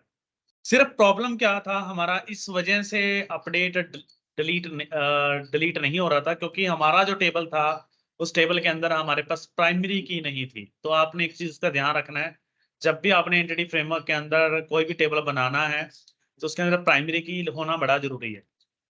जैसे मेरे पास इस टेबल में नहीं था तो फिर भी बात नहीं बन पा रही थी, तो मैंने क्या करा, मॉडल के अंदर उसको डिलीट कर दिया, या फिर आप अपडेट पे करें कि नहीं, जैसे मोस्टली स्टूडेंट्स का अपडेट से हो गया था, मेरे अब पता नहीं क्या इशू था। तो मैंने उस मॉडल को डिलीट करा, दोबारा इंक्लूड करा, और फिर उसको बिल्ड सोल्यूशन करा, और फिर वो चल पड़ा। किसी स्टूडेंट्स का अगर नहीं चलता है, जब ये प्रैक्टिस करेंगे तो मेरे पास आ जाना, मैं एरर को करेक्ट कर दूंगा। अब मेरे पास इसमें नेक्स्ट क्या रहता है, इसके अंदर मेरे पास ये रहता है कि मुझे अगर डिटेल्स देखनी है, अभी क्रिएट का और डिटेल्स का रहता है, पहले हम डिटेल्स का कर लेते हैं। तो डिटेल्स की एक API बनाएंगे अभी। अब जैसे मैं यहाँ पे डिटेल्स पे क्लिक करता हूँ, मैं चाहता हूँ कि मेरे पास डिटेल्स की API हो, कि जो डेटा है डिटेल्स का डेटा है, तो उसके लिए हम एक API बनाएंगे। आपका प्रणव मैं अभी निकालता हूँ एरर, आप एक बार नताशा एक बार मेरे साथ प्रैक्टिस कर लें, हम डिटेल्स वाला बना लें प्रणव। ओके, तो आप क्या करो, आप अपने स्टूडेंट कंट्रोलर पे जाओ, जब आप डिटेल्स पे क्लिक कर रहे हो तो यहाँ पे मेरे पास आएगा पब्लिक, सॉरी, आप अपना कंज्यूम कंट्रोलर ओपन करो, जहाँ पर हम API को कंज्यूम कर रहे हैं। इसके अंदर आप यहाँ पे लिखो पब्लिक एक्शन रिजल्ट यहाँ पे आप लिखेंगे डिटेल्स इंटीजर आईडी, यहाँ पे वो क्या करेगा, एपीआई को रिटर्न करेगा। कौन सी एपीआई रिटर्न होएगी इसमें,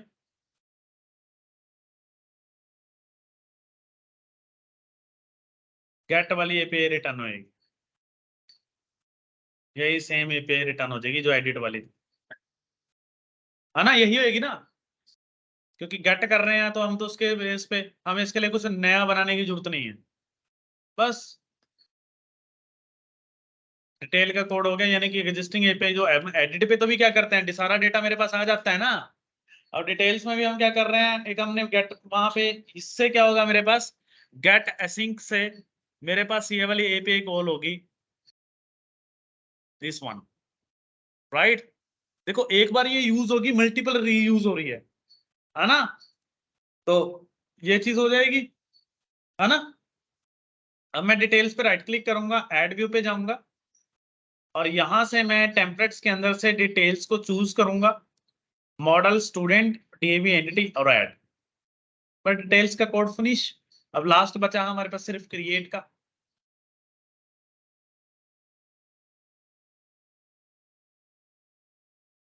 तो कोड हो चुका है। अब हम चलते हैं इंडेक्स पे और इसको सिलेक्ट करके चेक करते हैं कि क्या मेरे पास यहाँ पे डिटेल्स पे क्लिक होने के बाद क्या मेरे पास रिकॉर्ड डिस्प्ले होता है या नहीं होता।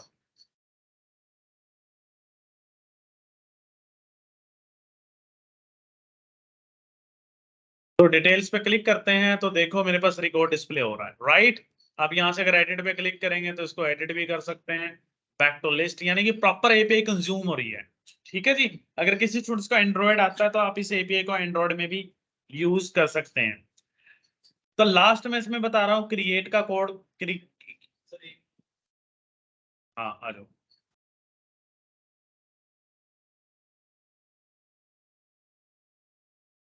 डिटेल वाला, यार उसमें मैंने कुछ भी नहीं किया, सिर्फ यहाँ पे देखो, सिर्फ जो कंज्यूम एपीआई है ना, उसके अंदर जो मैंने एडिट के अंदर कोड लिखा था वही लिख दिया बस।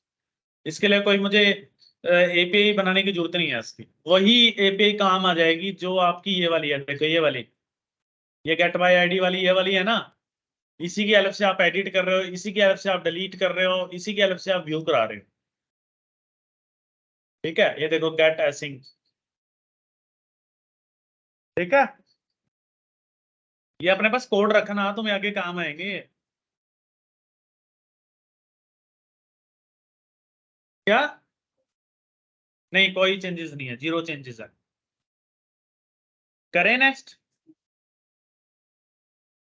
नहीं नहीं कुछ भी चेंजेस नहीं करना।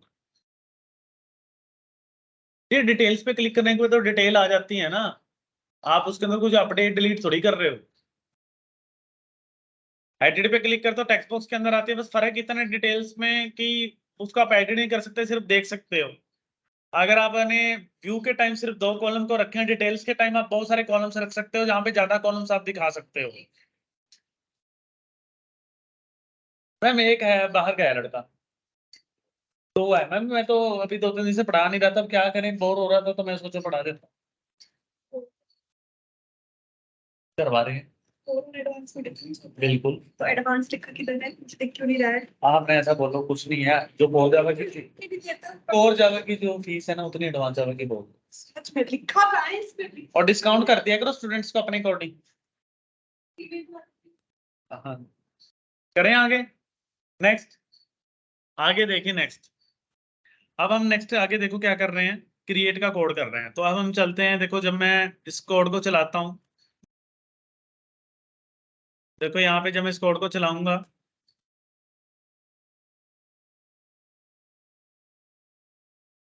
ये देखो जब मैं क्रिएट न्यू पे क्लिक कर रहा हूँ ना, तो देखो यहाँ से क्रिएट कॉल होगा होगा ना क्रिएट। तो हमें क्या करना पड़ेगा, कंज्यूम कंट्रोलर के अंदर क्या करना पड़ेगा, क्रिएट नाम से मेथड बनाना पड़ेगा। तो पब्लिक एक्शन रिजल्ट,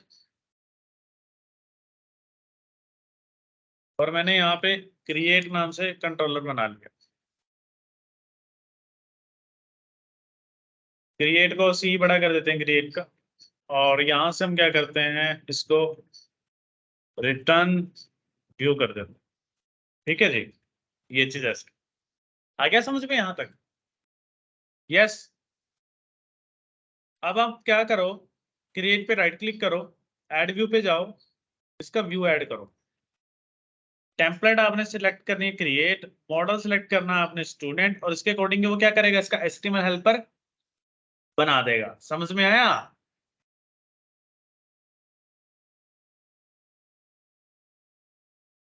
ऐड,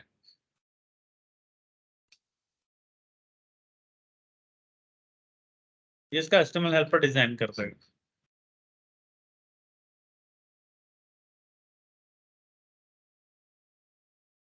ये देखो मैंने यहाँ पे क्या किया, क्रिएट पे राइट क्लिक करा और इसका एक क्रिएट बना दिया। यहां तक हो गया।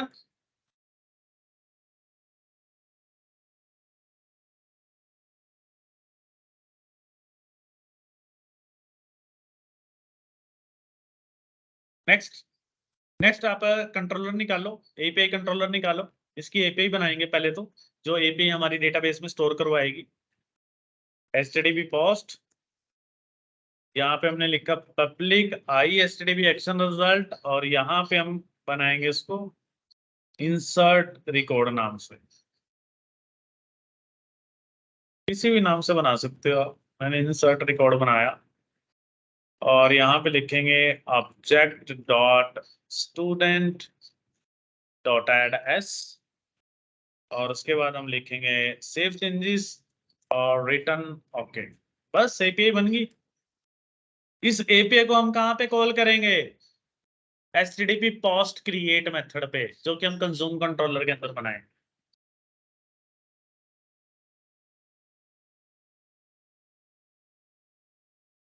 करो जल्दी यहां तक,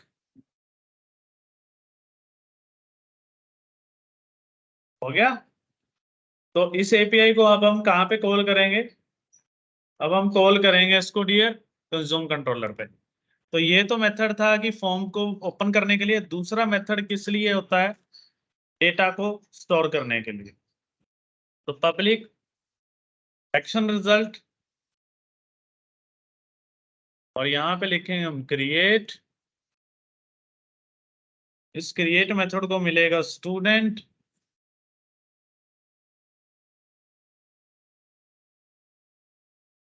ST, और यहां पे हम पास करेंगे इसके अंदर वही URL, ये वाला कोड सेम रहेगा। Copy paste. अब गेट एसिंक की जगह यूज किया जाएगा post async as a JSON sync, post as JSON sync. ये अपनी याद रखना है कि कौन सा किसके लिए यूज हो रहा है, स्टूडेंट। और यहाँ पे हम क्या करेंगे, उसके साथ एक ऑब्जेक्ट पास कर देंगे लाइक दिस एस्ट। देखो ये वाला जो है ST ऑब्जेक्ट वो यहाँ पे पास हो जाएगा, और वो जो प्रॉपर्टी होगी उसको एज अ जेसन लेकर जाएगा, और एपीआई हिट होगी पोस्ट वाली एपीआई पता है कौन सी बनाई है अभी हमने, ये देखो ये वाली पोस्ट एपीआई, ये वाली हिट होएगी ऑटोमेटिकली। तो उसके बाद हमें नेक्स्ट क्या करना है, जब ये सक्सेस हो जाएगा तो हमें यहाँ पे लिखना है return redirect to action index, right. अगर इसमें कोई दिक्कत परेशानी आए, या कोई वैलिडेशंस आपने लगा रखी हैं, तो रिटर्न यहाँ पे व्यू करेगा इसका क्रिएट का। वैसे बाय डिफॉल्ट क्रिएट को ही कॉल कर देगा, वो लिखने की जरूरत नहीं है क्योंकि इसी का यूज है, राइट। अब वैलिडेशंस लगा सकते हैं, लगाऊं वैलिडेशंस, लगी जाएंगी है ना। तो एक बार इसको टेस्ट कर लेते हैं कि क्या ये काम करता है कि नहीं करता है। तो जो मैंने आपको लेक्चर्स बोले थे MVC के वेब एपीआई के करने के लिए, लर्निंग नेवर एंड से, वहां से भी आप कर सकते हैं। और ऑलमोस्ट मैंने वो सारी सीरीज खत्म कर ही दी है। ऑलमोस्ट इतना इतना ही होता है वेब एपीआई में। आपको आगे कंज्यूम करना आ गया, जब आप आगे असेसमेंट्स हो तो आप बताओ कि हमने सर्वर साइड भी वेब एपीआई को कंज्यूम किया, अपनी एपीआई बना के हमने खुद अपनी MVC कंट्रोलर के अंदर कंज्यूम किया यूजिंग HTTP क्लाइंट। जैसे क्रिएट न्यू पे मैं क्लिक करता हूँ, यहाँ पे मैंने पंकज शर्मा डाला, रोल नंबर 11 डाला, ब्रांच CSC डाली, और क्रिएट पे क्लिक करा। तो देखो मेरे पास यहाँ पे डेटा डल चुका है, Pankaj Sharma 11 CSC। It means perfectly काम कर रहा है। एक नया डेटा और डालकर देख लेते हैं। S roll number 1 branch R, create पे क्लिक करते हैं तो देखो S1R, राइट। क्या कह रहे हैं? डिटेल्स पे क्लिक करते हैं तो देखो डिटेल्स काम कर रही हैं। Back to list. एपीआई हमारी कंप्लीट हो गई है। सर्वर साइड कंज्यूम कैसे करना है। अगर किसी स्टूडेंट्स का जब आप ऑफलाइन आओगे या वीडियो देखते हो कोई भी दिक्कत और परेशानी है तो आप मेरे से व्हाट्सअप कर सकते हो और मेरे से पूछ सकते हो कि ये कैसे काम कर रहा है। ठीक है, अब मैं नेक्स्ट लेक्चर जो है वो jQuery करवाऊंगा। जो jQuery में हम सर्वर साइड कंज्यूम करेंगे वो दोपहर के बाद लेक्चर होगा। अभी आज ये यहीं तक ही इनफ है।